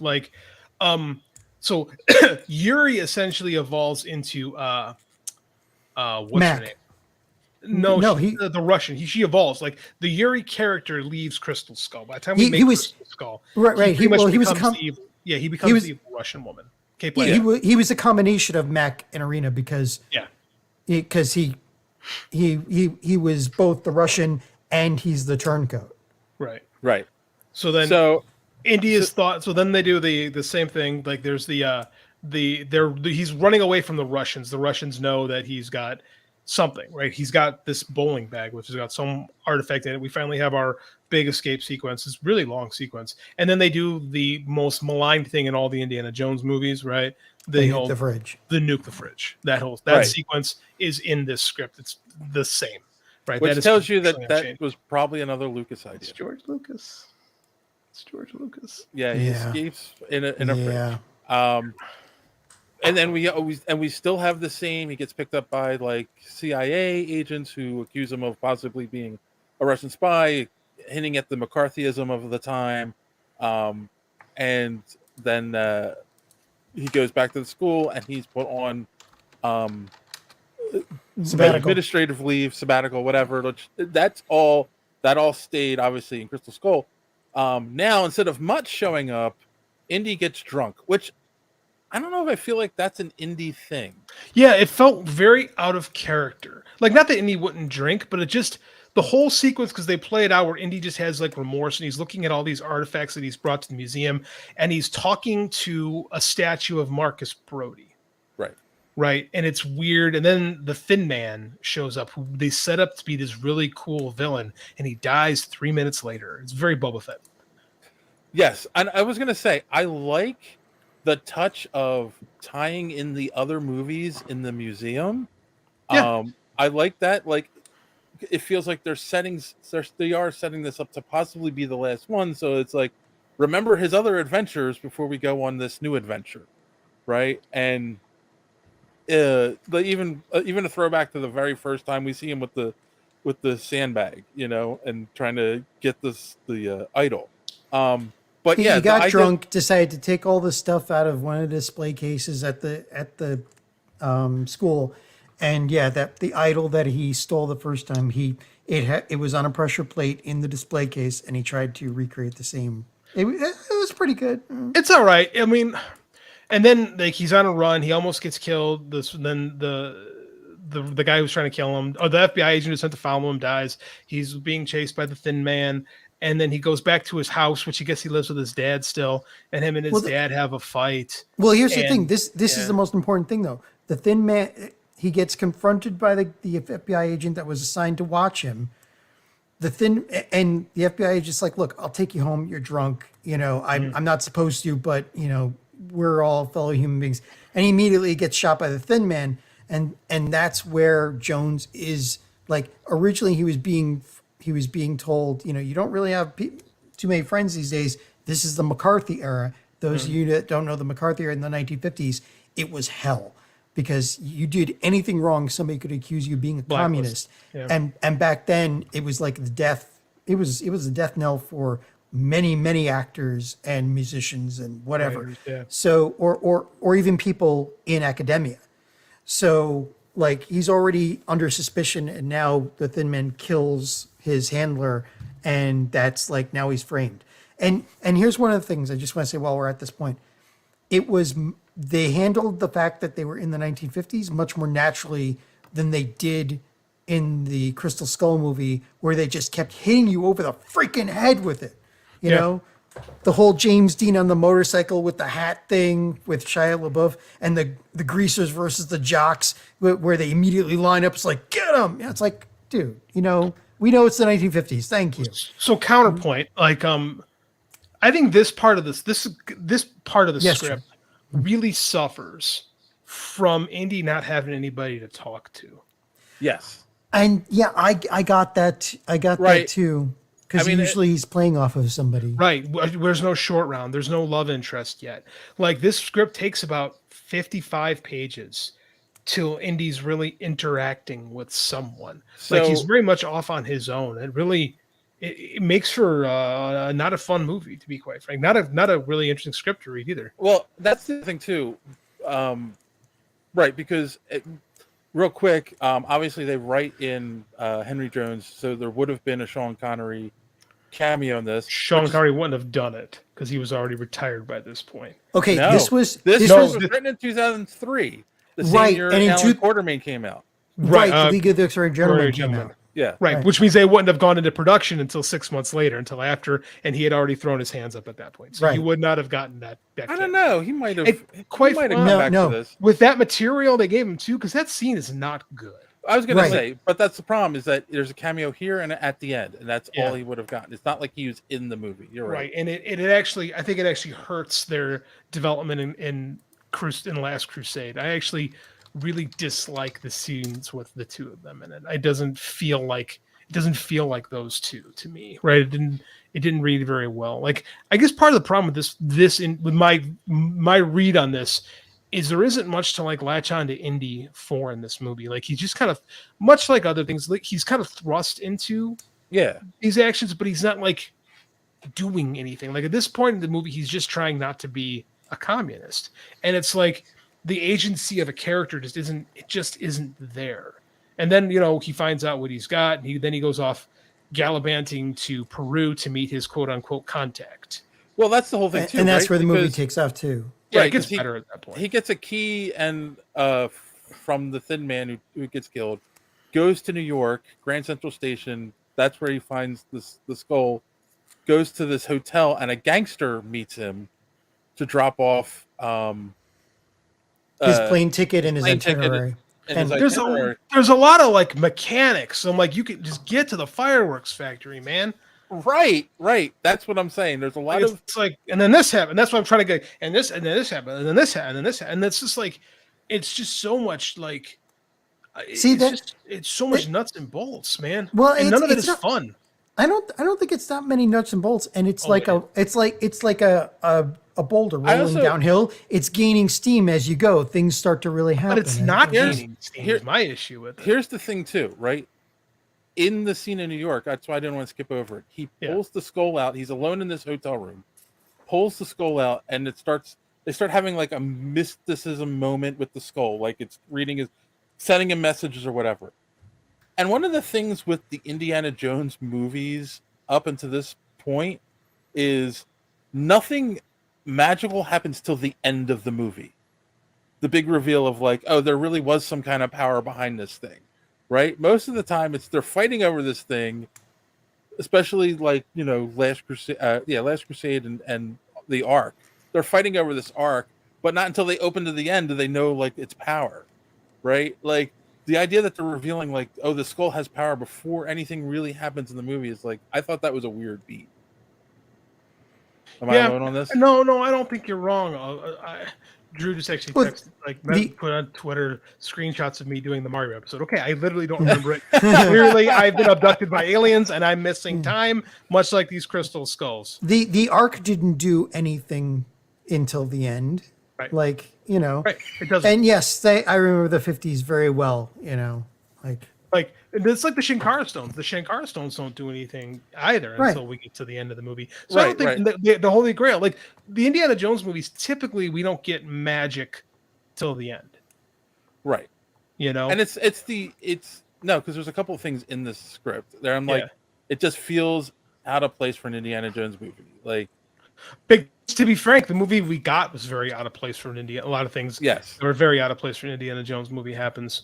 So at this point, Indy goes to Peru to meet his contact, who, as we learn, is in fact Marion Ravenswood. Yeah, same as and the guy who wrote the script really likes the actress because he was like, oh, and she looks gorgeous. And to be fair, you know, she is gorgeous. Yes, she is. I mean, true. Yes, he spitting facts there. So then they go to Peru. She's actually she's not a mother in this movie. She is married. She's married to I actually like this character. She's married to a baron who is also an archaeologist, but he's very successful and rich and very urbane, right? So he's kind of like a perfect rival for Indiana Jones. Yes. It felt more like what Marion Ravenwood would be like. Would have been with. Yeah, I agree with that. And then and then you get the president of Peru who just likes executing communists for some reason. And there's a really cool plane dog chase sequence right there. It's very similar to Last Crusade, but longer. All this in comparison to Crystal Skull. I might rewatch it. Yeah, I think that's good. I think, Dave, actually we should post the link to the script in the show notes for both the video and the another people can see what we're talking about, and then maybe compare it. You know. Yeah. By and by, I did rewatch The Skull right after. I planned on it. I did ran out of time this weekend. Yeah. With family stuff. But yeah, this is where I think the movie actually starts getting a little interesting. And my problem with this is we're an hour into the proposed movie at this point. Like we're an hour in before Marion comes back. And here's the other thing, right? They set up her husband to be this perfect foil to Indiana Jones. There are so many characters by the time we get to this point in the movie. Oh yeah, that it's hard to make him the foil, and they set Yuri up to be more the foil to Jones than what's the character's name? Peter. I can't Peter. remember his last name. Well, besides Peter, where it's like, no, that's where you missed it. Like it should have been Peter from the beginning, the whole movie, and he should have been the foil. Well, that's the issue. I'll go first. We start off with like no characters, right? Yeah. The Thin Man and Yuri and Indy. So for the first hour of the movie, he's essentially on his own. And then when you get to the jungle, all of a sudden you got a ton of characters thrown at you. Yes. And it's hard to keep them all balanced because there's a lot going on in this script. Like I said, Yeah. Yuri and him become enemies, but you really never find out a whole lot about Yuri as a person, right? And then he's working with the president of Peru, who's evil. And then you have all these people in Indy's camp. It goes from very little to a lot. But in the other movies, you don't find out much about the bad guy except they're evil, and evil. I mean, like, you know. But those bad guys have something to like latch onto, and this one I don't feel like we have it. I don't think the version we got was better, but I feel like this. Like, do you feel like this character was set up as well as Mads Mikkelsen's character in the one we just saw? No, but it with a little bit more depth, he would have been just fine because he was set up as somebody that Indy had known before, worked with, and was friendly with. But we didn't have that. That stuff is not present in the script. Well, it is in the beginning when they're at the diner. They're at a diner having dinner or having lunch, and he's talking about ketchup, right? Yeah. Like he's talking about ketchup and what he loves about America. No, about America, and then he immediately betrays America. Right. Like it's the legwork isn't really there. Like, and because the betrayal happens so fast, it's the next scene, right? Yeah. This is the writer G talking. What they should have done is have Yuri be Indy's guy, like the guy he's talking to. That scene should have been the two of them go through the warehouse looking for the thing. You mean like they did with Mac? Like they did, yeah, it's very similar to that. And I haven't seen Crystal Skull in a long time, but almost like more like in Raiders of the Lost Ark with him and Alfred Molina. Right, where the two of them are together, just so he has someone to talk to and interact with. And then Yuri can turn on him. So we have this big emotional thing where the two of them are together fighting side by side. And then he betrays Indy. Right. Right? Then we have a moment. This time he just borrows Indy's car, and they're enemies because Indy wondered what was going on with his car. Right. Like that's literally the crux of the movie, is based on the fact that Indy was like not totally trustworthy of his buddy that he loaned his truck to. Yeah. That is exactly the crux of the movie. Yeah, and like you said, there's this long dogfight sequence on the plane, Which I think would look great, because it would have had Indy and Marion doing some wing walking on between two biplanes. I'm in my head like, this scene would have been awesome. Expensive as hell, but awesome. Yes. And then and then the other thing was like, all of a sudden Indy's a expert pilot, like, and I understand things happen between the movies, but his character had to grow. It did. Oh, okay. Let's not bury the lead here. There is a great character having to grow moment. Yes. I know exactly which one you're talking about. Yeah, you know what I'm going with. This is fun, Dave. You made a cut. You want me to pause on that? No, the snake. You're about to say the snake scene. So there is a scene where Marion freaks out because there's a snake behind Indy. He looks, he grabs it, and he pulls the snake, and he throws. He goes, "I'm not afraid of snakes anymore."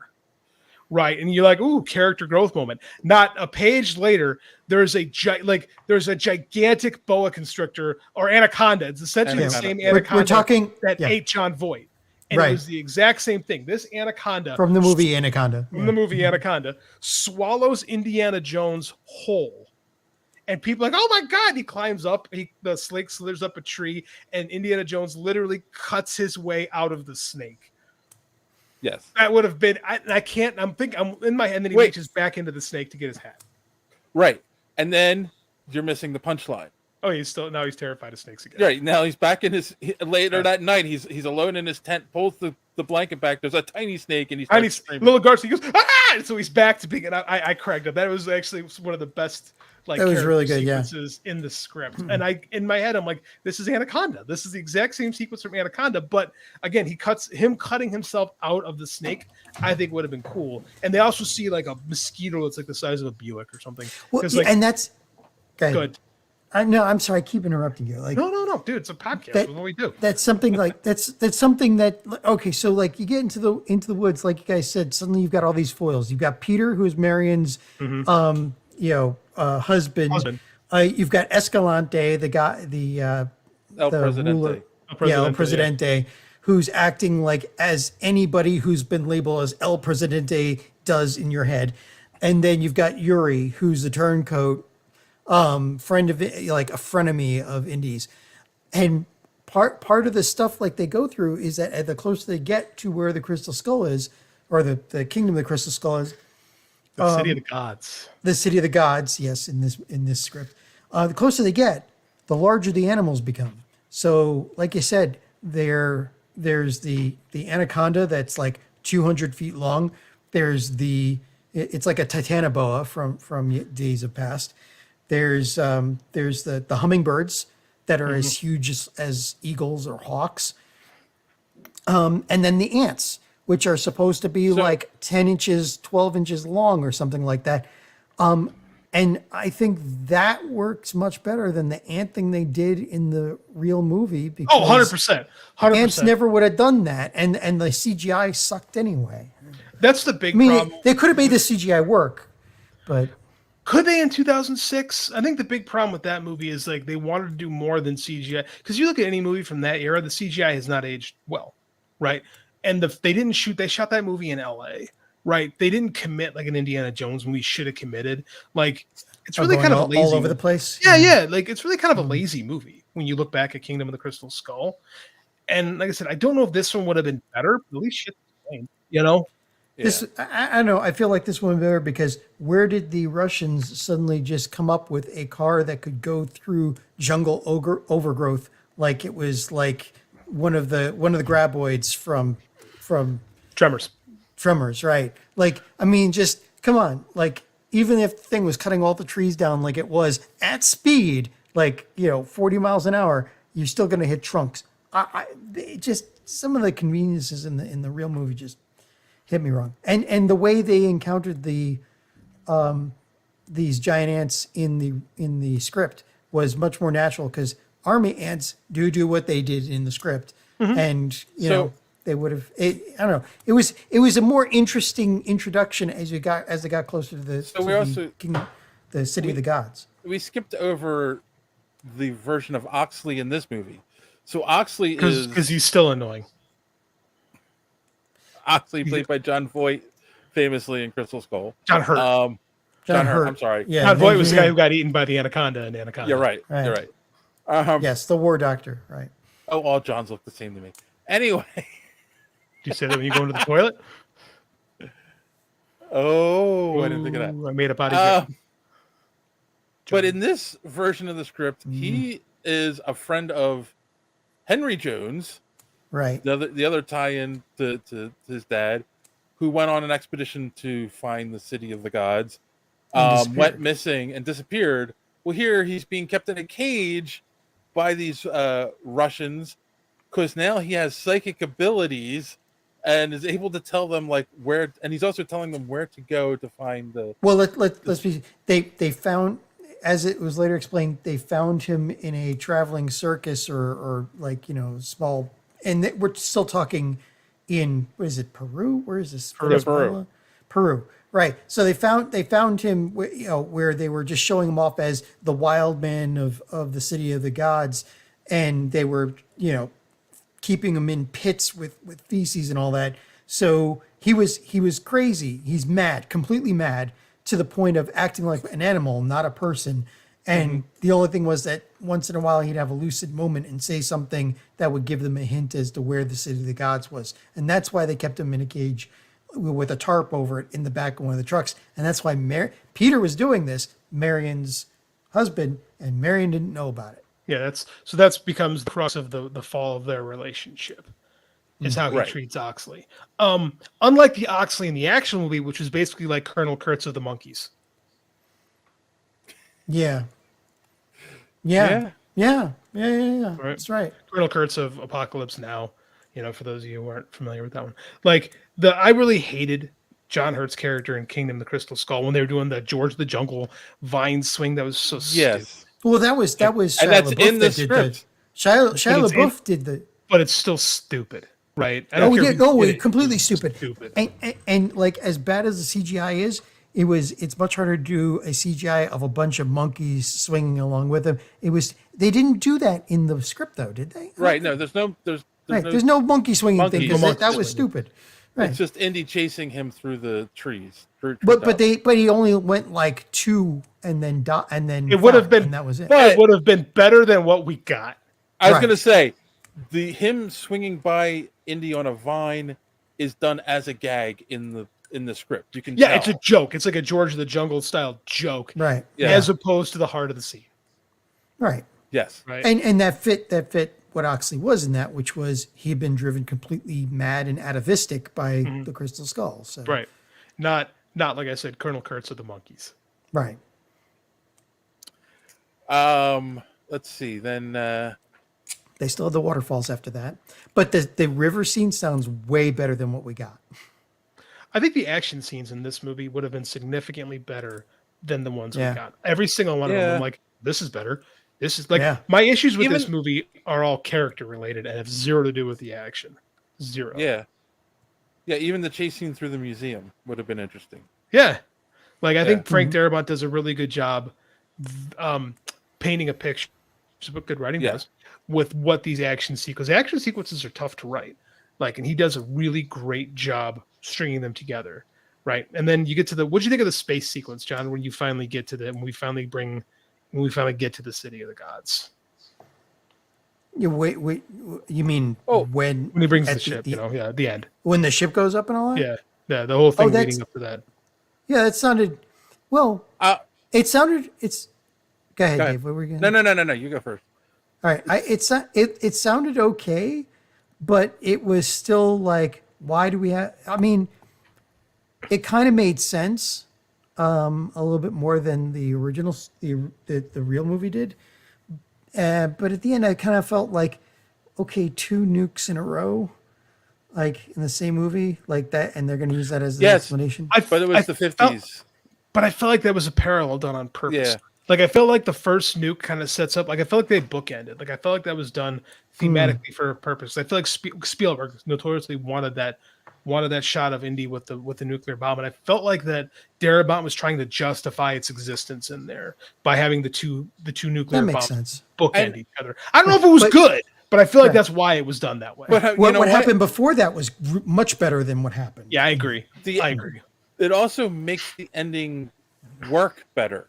Mm-hmm. In the other one, in the actual movie, they just kind of escape the aliens and then he goes back to Connecticut and everything is back to normal. Well, like he's getting married. They don't talk about the fallout of what happened to him at all. He's just getting married at the end of that movie. Where let's describe what happened in the ship. The ship crashes back into the city of the gods. It blows up like a nuclear bomb. Well, yeah, but what happened before that?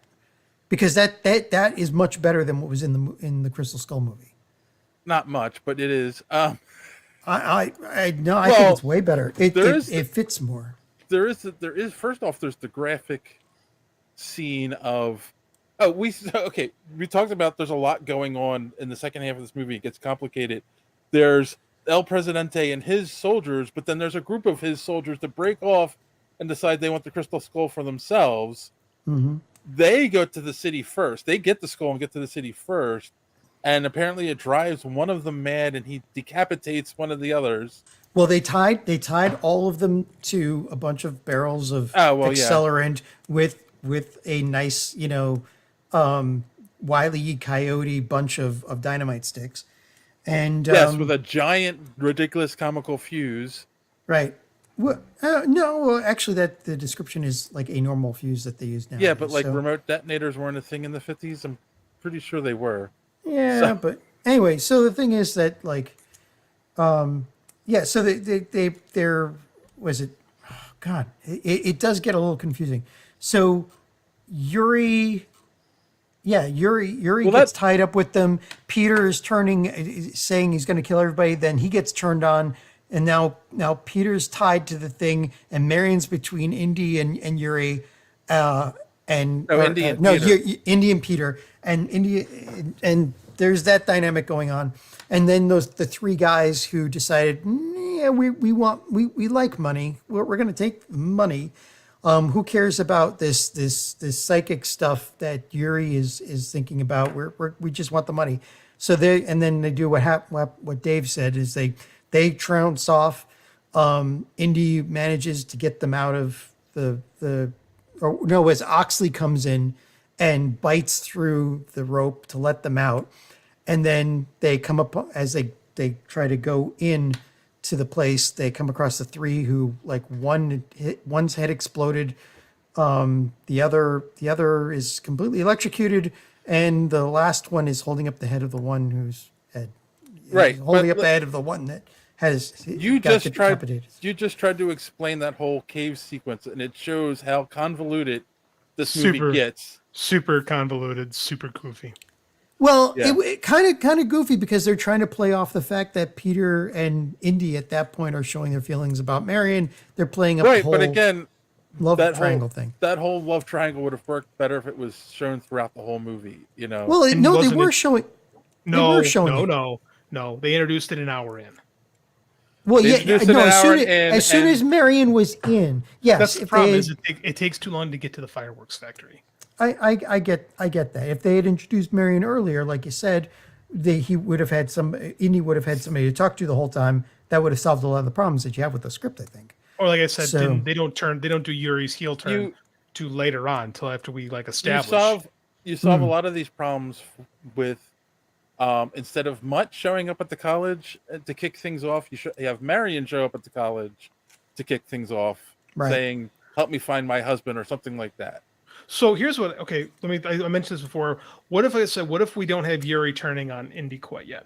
What if the reason they're against Indy is because he has this friend that has abandoned communism, right? Who praises, "I love America. I want to be American." Like he's a communist, and he's like, he's not a communist, right? He's my friend. He's here. Blah, blah, blah. And then they can go together. And then when he turns on Indy, then he's alone. And then we get Marion in there. But then I think the Peter character becomes obsolete at that point too. Yeah. It almost like it'd be, I don't know how you do that. Like part of me is like maybe the Mutt character works because there's no great way to with this particular story sequence. There's no great way to work Marion into the story earlier and give them some stakes. I actually think Mutt makes more sense than the than the husband character, right? Which is why I think they went with him because it's an easier tie to get to Indy. True, right? Yeah. No, I agree. I think there's too much heavy lifting going on. Yes. So anyway, after they get out, like they run away, the explosion happens, and then they've gotten the crystal skull back. They go back in, and that's where they go through the same room with all of the stuff. Basically, there are artifacts from everything from the Stone Age on up, and then they go into that same circular chamber that you saw in the crystal skull, and at that point, there's only one of there's 13 bodies, Skeleton. but they are the only ones that have a skull, right? The skull that Indy has is the only skull there. All the rest of them still don't have skulls, and they reunite the skull with the body, and then the real bodies come up from the middle of the room, and one of the aliens is revived. So weird. And it is weird. And that alien turns out to be like, yeah, we've been here all the time. We're the ones that gave humanity its bump from the monkeys, and we've been helping you along a little bit ever since. And the way they gain power, this is really weird. The way they gain power is like all the sacrifices that have been made to them over the years. It's very cheery to the gods. Yeah, and it is what the crux of the problem with Crystal Skull is in a way too, where it's like it's not like an archaeologist goes after man-made things and tries to learn history and whatnot. And yeah, I know there's the fortune and glory part of Indy as well, but like that's why this doesn't work as an Indiana Jones movie. Because he would have got he would, no matter what it is, no matter what the script was, if he came across a crystal skull like that and he had a map, like or hints to where it came from, he'd go. I agree. It wouldn't matter. I agree 100%. Right. I think John's right on that. No, I'm not saying that. Making it aliens is what it hurts. Like it could have just been the Peruvians made these crystal skulls, that have some kind of mystical power, but doesn't have to be aliens. I don't understand. Again, you're not alone in this one. That's the big. At the time, that was the big complaint about Kingdom of the Crystal Skull was the aliens. I think as time has gone on, we've gone, man, this CGI sucks. Man, this is really problematic. Like this, I think more of the problems have shined throughout in 2006 that really bothered people was the aliens. And I don't think having aliens is as crazy as having, God's vengeance in the box in the Ark of the Covenant, or the the Shankara stones, or the Holy Grail, or the cup of the Grail. Yeah. I don't think aliens is as out there as that. Or in this past one, we saw like the clock of Archimedes that opened up a hole in time. Like I think it's all on the table, but I get why people don't like it. It didn't bother me specifically. Like I said, my script are all the character stuff, right? That's where I think, because again, like I don't think they do enough to play up the Indy story, right? I don't think it's there. I don't think it's pronounced enough. I don't think Marion gets involved early enough. Like I don't think Indy's acting like himself, which again could be said, well, this is him becoming himself again. Like, but again, this version of Indiana Jones at the beginning just isn't that interesting. He was getting old and all that. I mean, I know, and I get that, but I think that in this past movie, like he's at least driving his own movie. Like the beginning of this movie, he's watching a movie take place in front of him till he gets. Don't they even have him say, "I got a bad feeling about this" at some point? In both the script and the Crystal Skull movie, like they were going to have him say it no matter what. Yeah, he said it. I didn't know that. I don't remember him saying it in the movie. Yeah, because I remember when I was watching the movie and he said it, I'm like, oh, that was in the script too, right? Okay, so, all right, so like, can we go? So then the weird thing here is it picks 5 people, and it picks Yuri, El Presidente, Indy, Escalante Peter, right? Peter right, Marion. and says, "What? None. And basically says, I'm going to grant you a wish." Well, it's a monkey's paw witch. It is. Wish, but yeah, it's really. But it's like funky. in the actual movie, it's one person. It's the Von the Russian Braun woman. too. Von Braun's another one, but and she asks, wants all the knowledge, and she gets all the knowledge, but it kills her. Right? Like that's. right. Yeah, they all die horrible deaths. It's all basically face melting stuff. Hold on, the first I don't remember. Oh yeah, like the one guy was Von a Braun. leftover Nazi, right? And he wanted all the. I wish for the past to see our greatness risen from the ashes to reclaim the glory that was once ours. Saw that done better later. Yeah. And then basically like a devil version of Hitler appears and eats them. Right. Then we get the next guy wants all the knowledge in the universe. It gets the same thing where Peter gets so much knowledge it kills him. And then the El Presidente, that was a good one. I want to be feared. I want to be like feared. To be the most feared of all, the most deadly. And the most deadly, and he turns into the most poisonous frog. Right. That's in South America. Which they set up. They set that up earlier. They in the do movie. set that up. It's the only one they set up. Yeah. Yeah. Here's the problem with that whole sequence. It's lame as hell. And it would have taken way too long to play out. This was actually done better, I think, in Crystal Skull, where you just had her get the knowledge and then she dies. Very much like, imagine if 6 people were in the chamber in Last Crusade, each drinking from different cups with the same result. The point was and overkill. I think you could have done it with 3, because the point comes then, what does Indy want? Well, that's right. They asked Indy the same thing as they asked the others. It's like, what is your greatest desire? And he turns around and says, and what, he just drops out of the trance back down onto the floor while the others are getting eaten. And he's like, yeah, it's Marion. I want it. I want you. And then he, at that point, all the ladies swoon. So. And he destroys the Crystal Skull, which then saves Yuri from his fate, which also I thought was a weird choice at this point. Why save him? Why save him? Right, exactly. He's done nothing. He's done nothing to be redeemed. Yep. Right. That and what happens at the very end of the script makes me feel like, oh, they wanted to do a sequel to this. Well, like they set it up to be fair, Crystal Skull, they also set up to be a sequel because during the wedding. The wedding show with the hat. Joan's hat gets blown by the wind and to Shia's, that was supposed to be the ceremonial passing of the torch that never happened. To Shia LaBeouf. So then like basically they Yuri and Indy and all part as frenemies basically at the end of the movie. You forgot one of the most important plot points, and it's a plot point that comes from Dragon Ball Z. God damn it, that's where it came from. As they're running out of the city, as everything's going to hell, Indy accidentally steps on the red frog. Oh yeah, and kills El Presidente. El Presidente by accident as they're running out.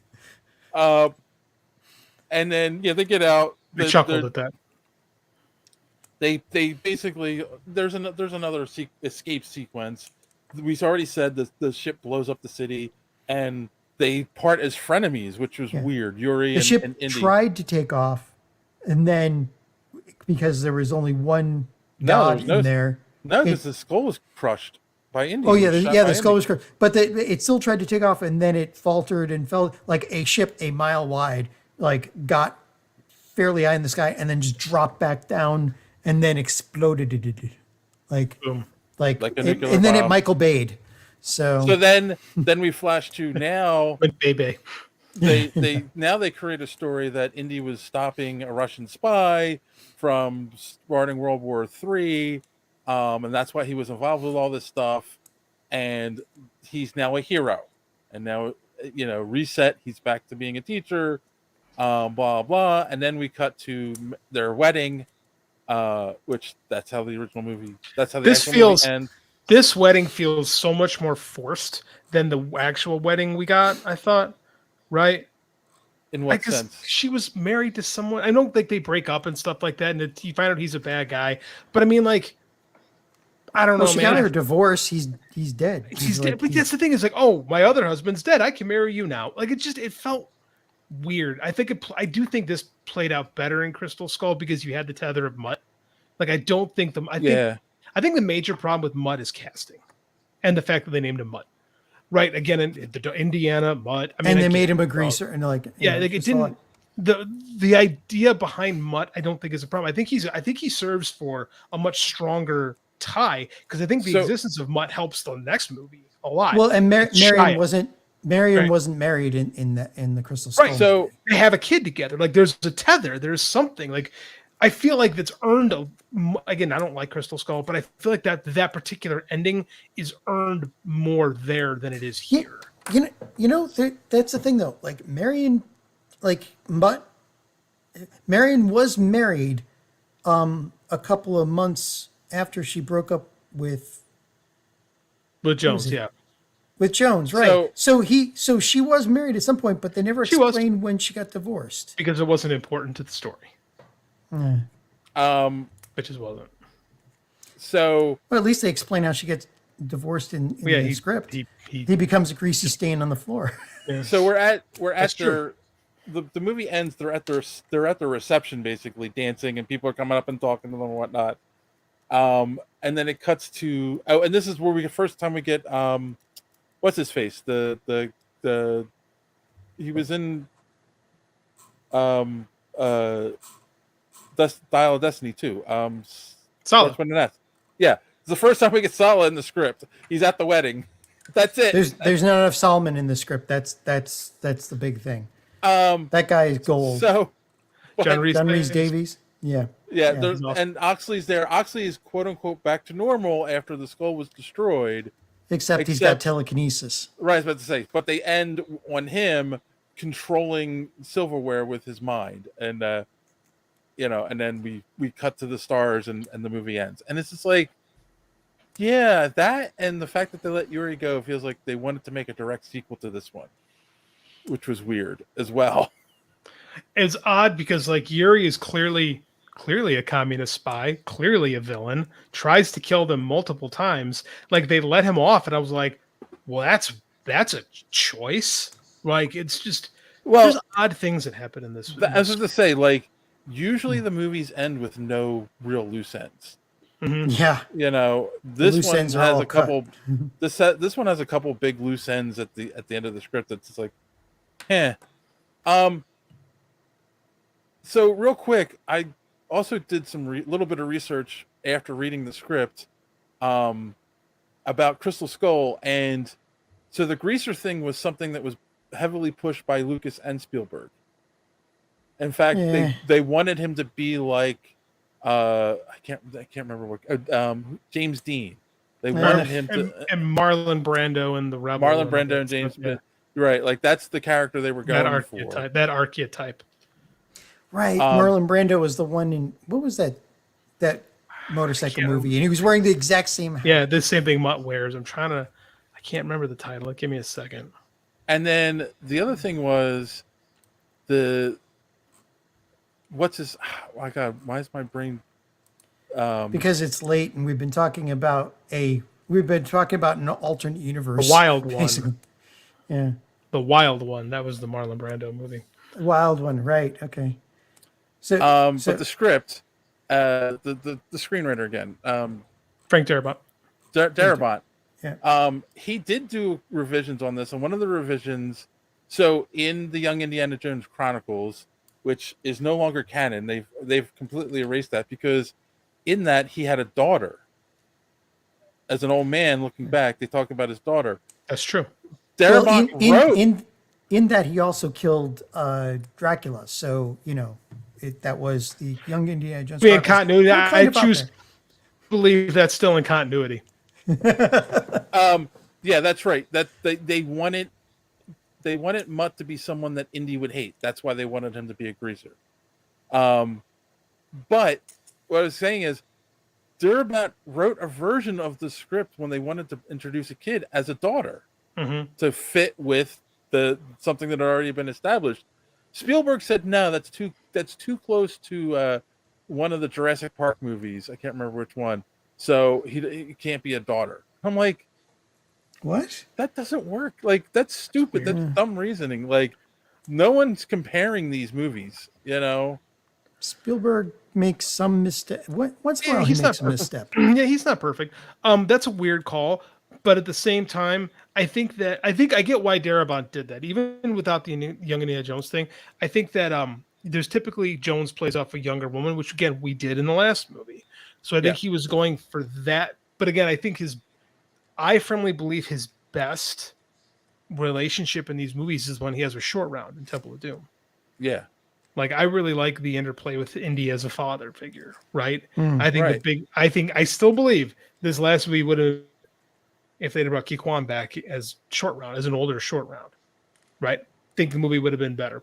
But I get why they did it. I just think the execution didn't work. Well, and that's one of the things too, right? Like, he interacts with short round like Indiana Jones as a father. They really don't get that in Crystal Skull. Like, yeah, he finds out that this is his son, but they don't have that relationship. Yeah, we don't get it.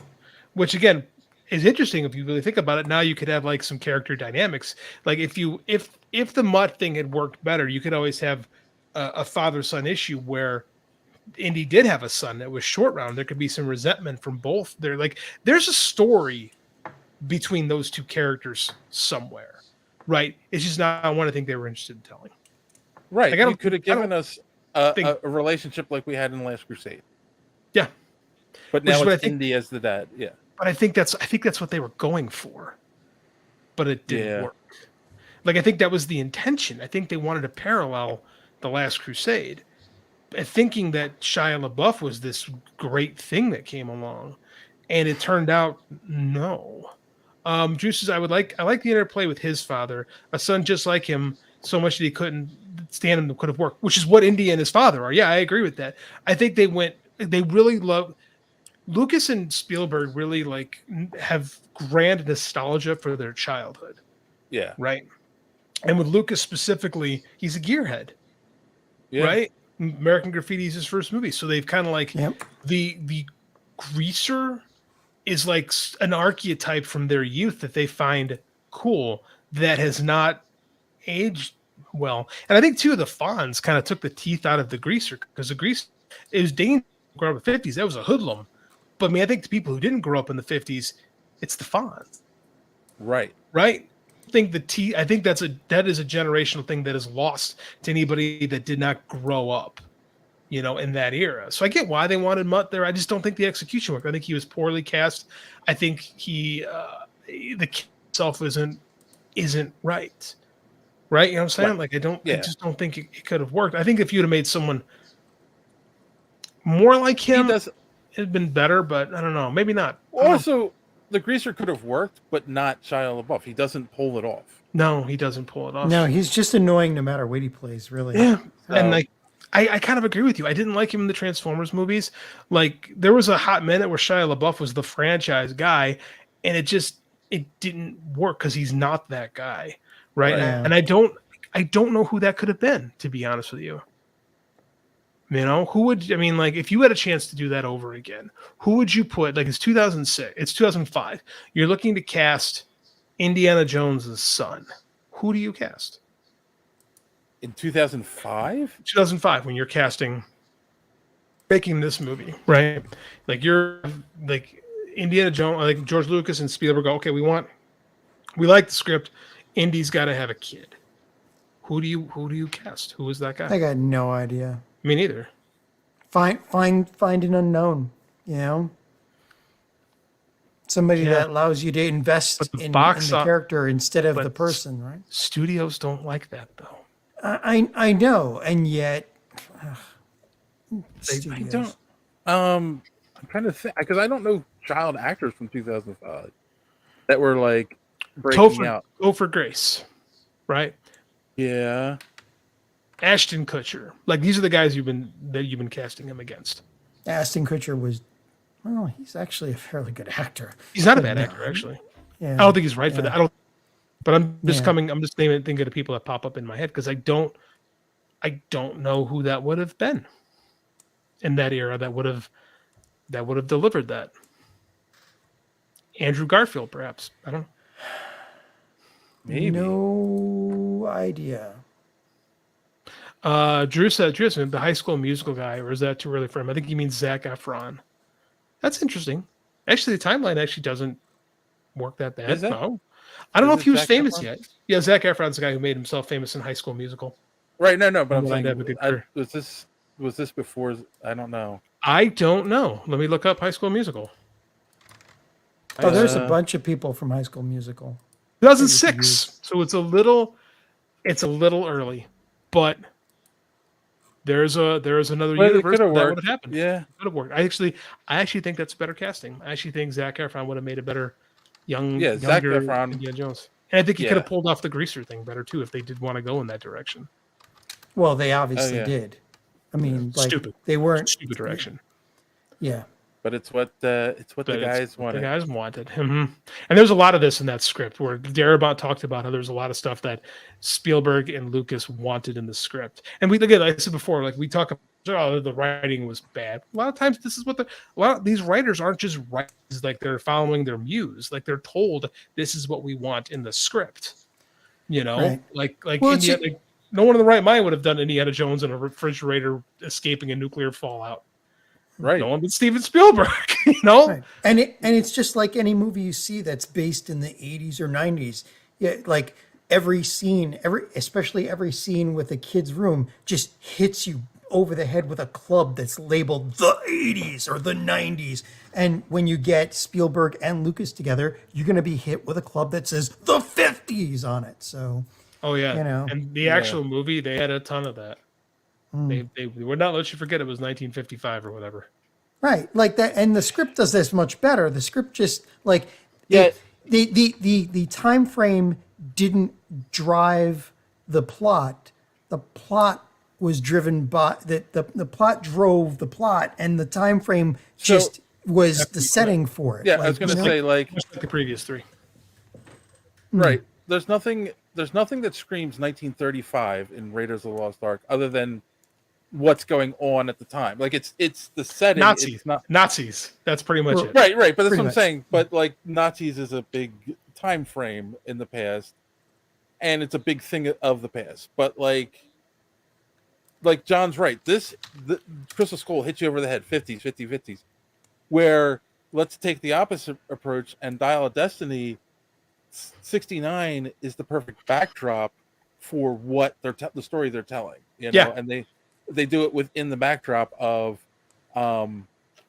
you know, the space race, basically. Yeah, the space race. People are more interested in outer space than archaeology at that point, Right. and he's becoming irrelevant. Like, yes, I think when you compare this proposed script and the movie that we eventually got out of this, I think it gives a different appreciation for the last Jones movie, which again has its flaws, but it's a much better film.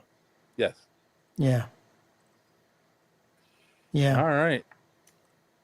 Well, I think we did it. You guys want to do something like this again, or is this not something you ever want to do again? No, I'd do this again. I would. I'd be. You know what? I would. Depends on love, the movie, but I'm all. I would I'm all for love it. to see if we could get our hands on, like, I don't know if they exist, scripts for like Splinter of the Mind's Eye or I don't think the original Splinter of the Mind's Eye exists, but I know for a fact the original Star Wars scripts are out there because I've read them. Oh, I've heard they were bad. I don't know. It's Lucas, you know. Yeah. It's clunky, but it's Lucas. It's a Lucas script. I mean, I've heard stuff like the idea that the Jedi were this monastic order type religion was not really Lucas's idea. It was somebody else's idea, and it just like when the movie came out, Well, I mean, all did stuff so well kinda, that. yeah, all stuff kind of. That's the thing when you have ideas is like you're constantly tweaking them and working on them as a creator, and Right. things evolve. Like nothing is birthed whole when it comes to like creativity, right? Things Right. change and they grow as you're creating it. But there's a lot of stuff out there like unfinished scripts or like unproduced scripts that are that are great. I'm gonna throw one at you guys before we wrap up the show. I'm gonna pitch a story to you. Steven Spielberg, 1982, while he's making Raiders of the Lost Ark, his next planned movie was going to be a sequel in spirit, not in the title, to Close Encounters of the Third Kind. Ooh. So, but he didn't want to go back to what he didn't want to make a movie that was like cerebral and like personal.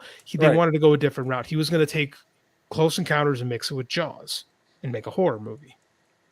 Right? So, what he did was he worked with a writer whose name escapes me at the moment. Title of the movie was Night Skies. And this farmhouse in Kentucky is being invaded by aliens. Right, and it's a horror movie.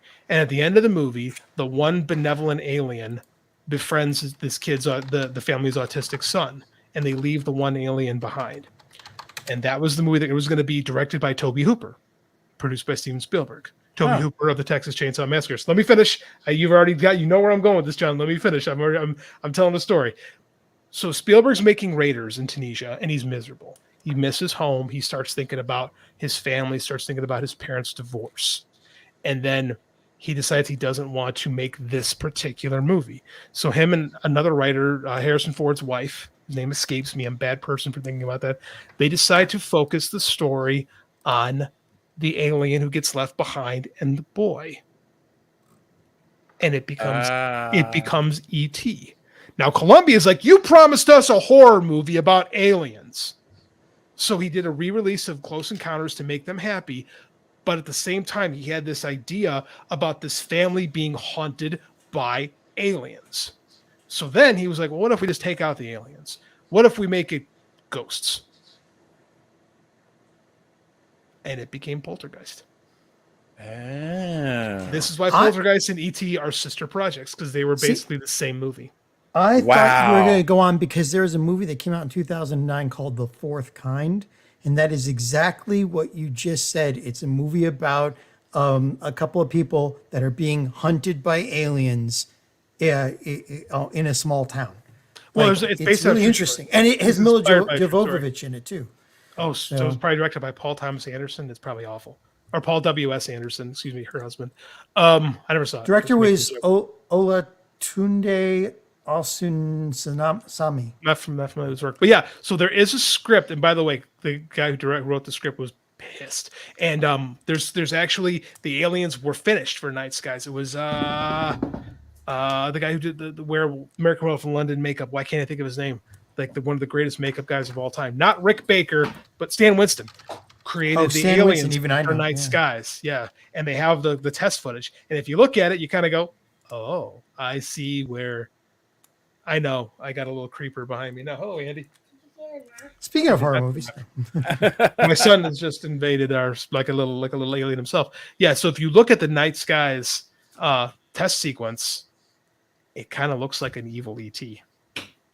Wow. Oh my goodness. Okay. So perhaps at some point now this is like a bucket list thing because I've never read this script.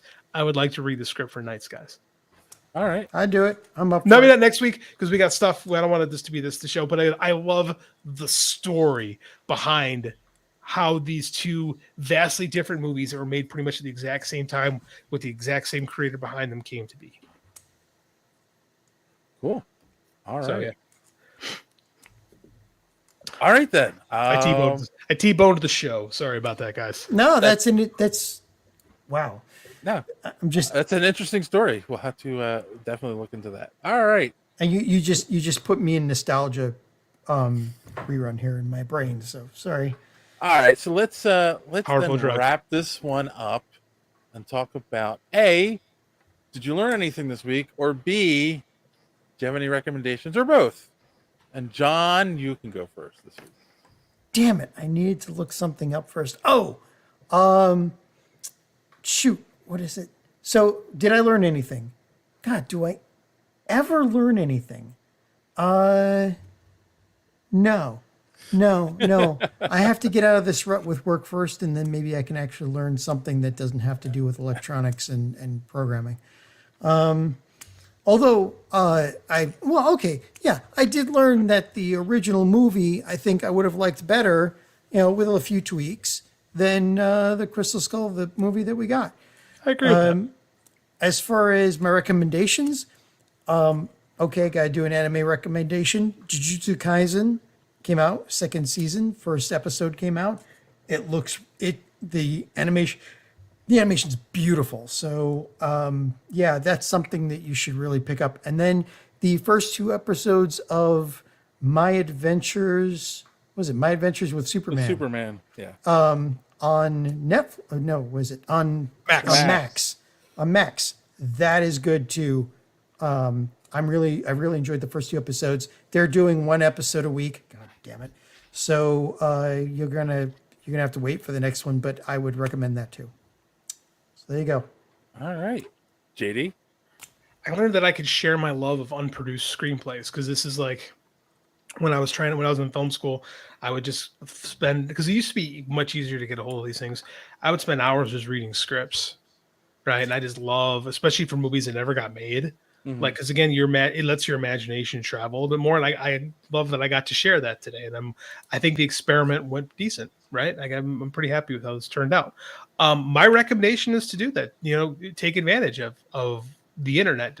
We use it for evil so much, and there's so much great stuff out there that if you just dig a little bit, you can find some really cool things. So I mean, like, there's tons of like good and bad scripts for movies that never got made. There's like a bazillion Superman scripts floating around out there. The vast majority of them are terrible, but yeah, it's fun stuff. That's Interesting too. Really, that would be one to do. I'm sure it's game. floating out there is a Return of Superman. Which one? Which one? Right. Like, specifically, do you mean the Kevin Smith Superman Lives one? That's what I meant. Yeah, that's what I meant. Oh, yeah, that's out there. Yeah, I've read it. Like, yeah, I'm sure that one's still accessible. I'd love to do that one too at some point. Yeah. There's also the J.J. Abrams Superman Flyby script that was super controversial about 15 years ago or 20 years ago, where they were going to make Lex Luthor an alien FBI agent, and Krypton never blew up, and it was just some. Okay. That's beginning to sound like Krypton. Well, that's I was great. Well, that's like they didn't make the movie because the script got leaked on Ain't It Cool News, and the internet went. It was the first time a studio went, whoa, we got to stop doing this. The internet's going crazy. Well, they also realized, we could try a balloon like this too, and it didn't work. I was just gonna say, because we finally got to see Nicolas Cage as Superman and in the Flash, should be a good one to look back on. Yeah. I learned that just because the script got rewritten doesn't mean it got better. Yeah, that's true. Especially if the people making the movie are pushing ideas that don't necessarily work. Yeah, I think that's definitely my lesson. Recommendations. I don't have any recommendations this week. We are gonna have a guest next week, so it's a good thing that don't worry about it, JD. We don't need a fill-in or anything. He's been on the show before. James Burton is an independent comic creator. Oh, I know James. Yeah, we're comics launch guys together. Yeah, he's good too. Yeah. He hasn't been on in quite a few years. He reached out and he's got a Kickstarter starting this week, so he wanted to come on and plug that a bit. So, yep. So you're gonna miss it, but that's fine.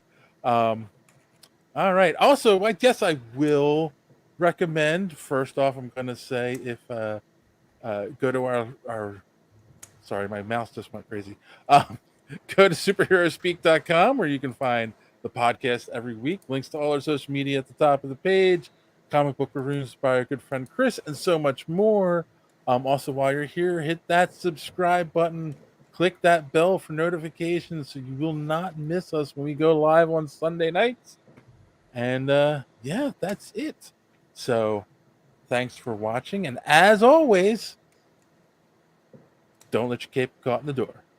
Have a good week.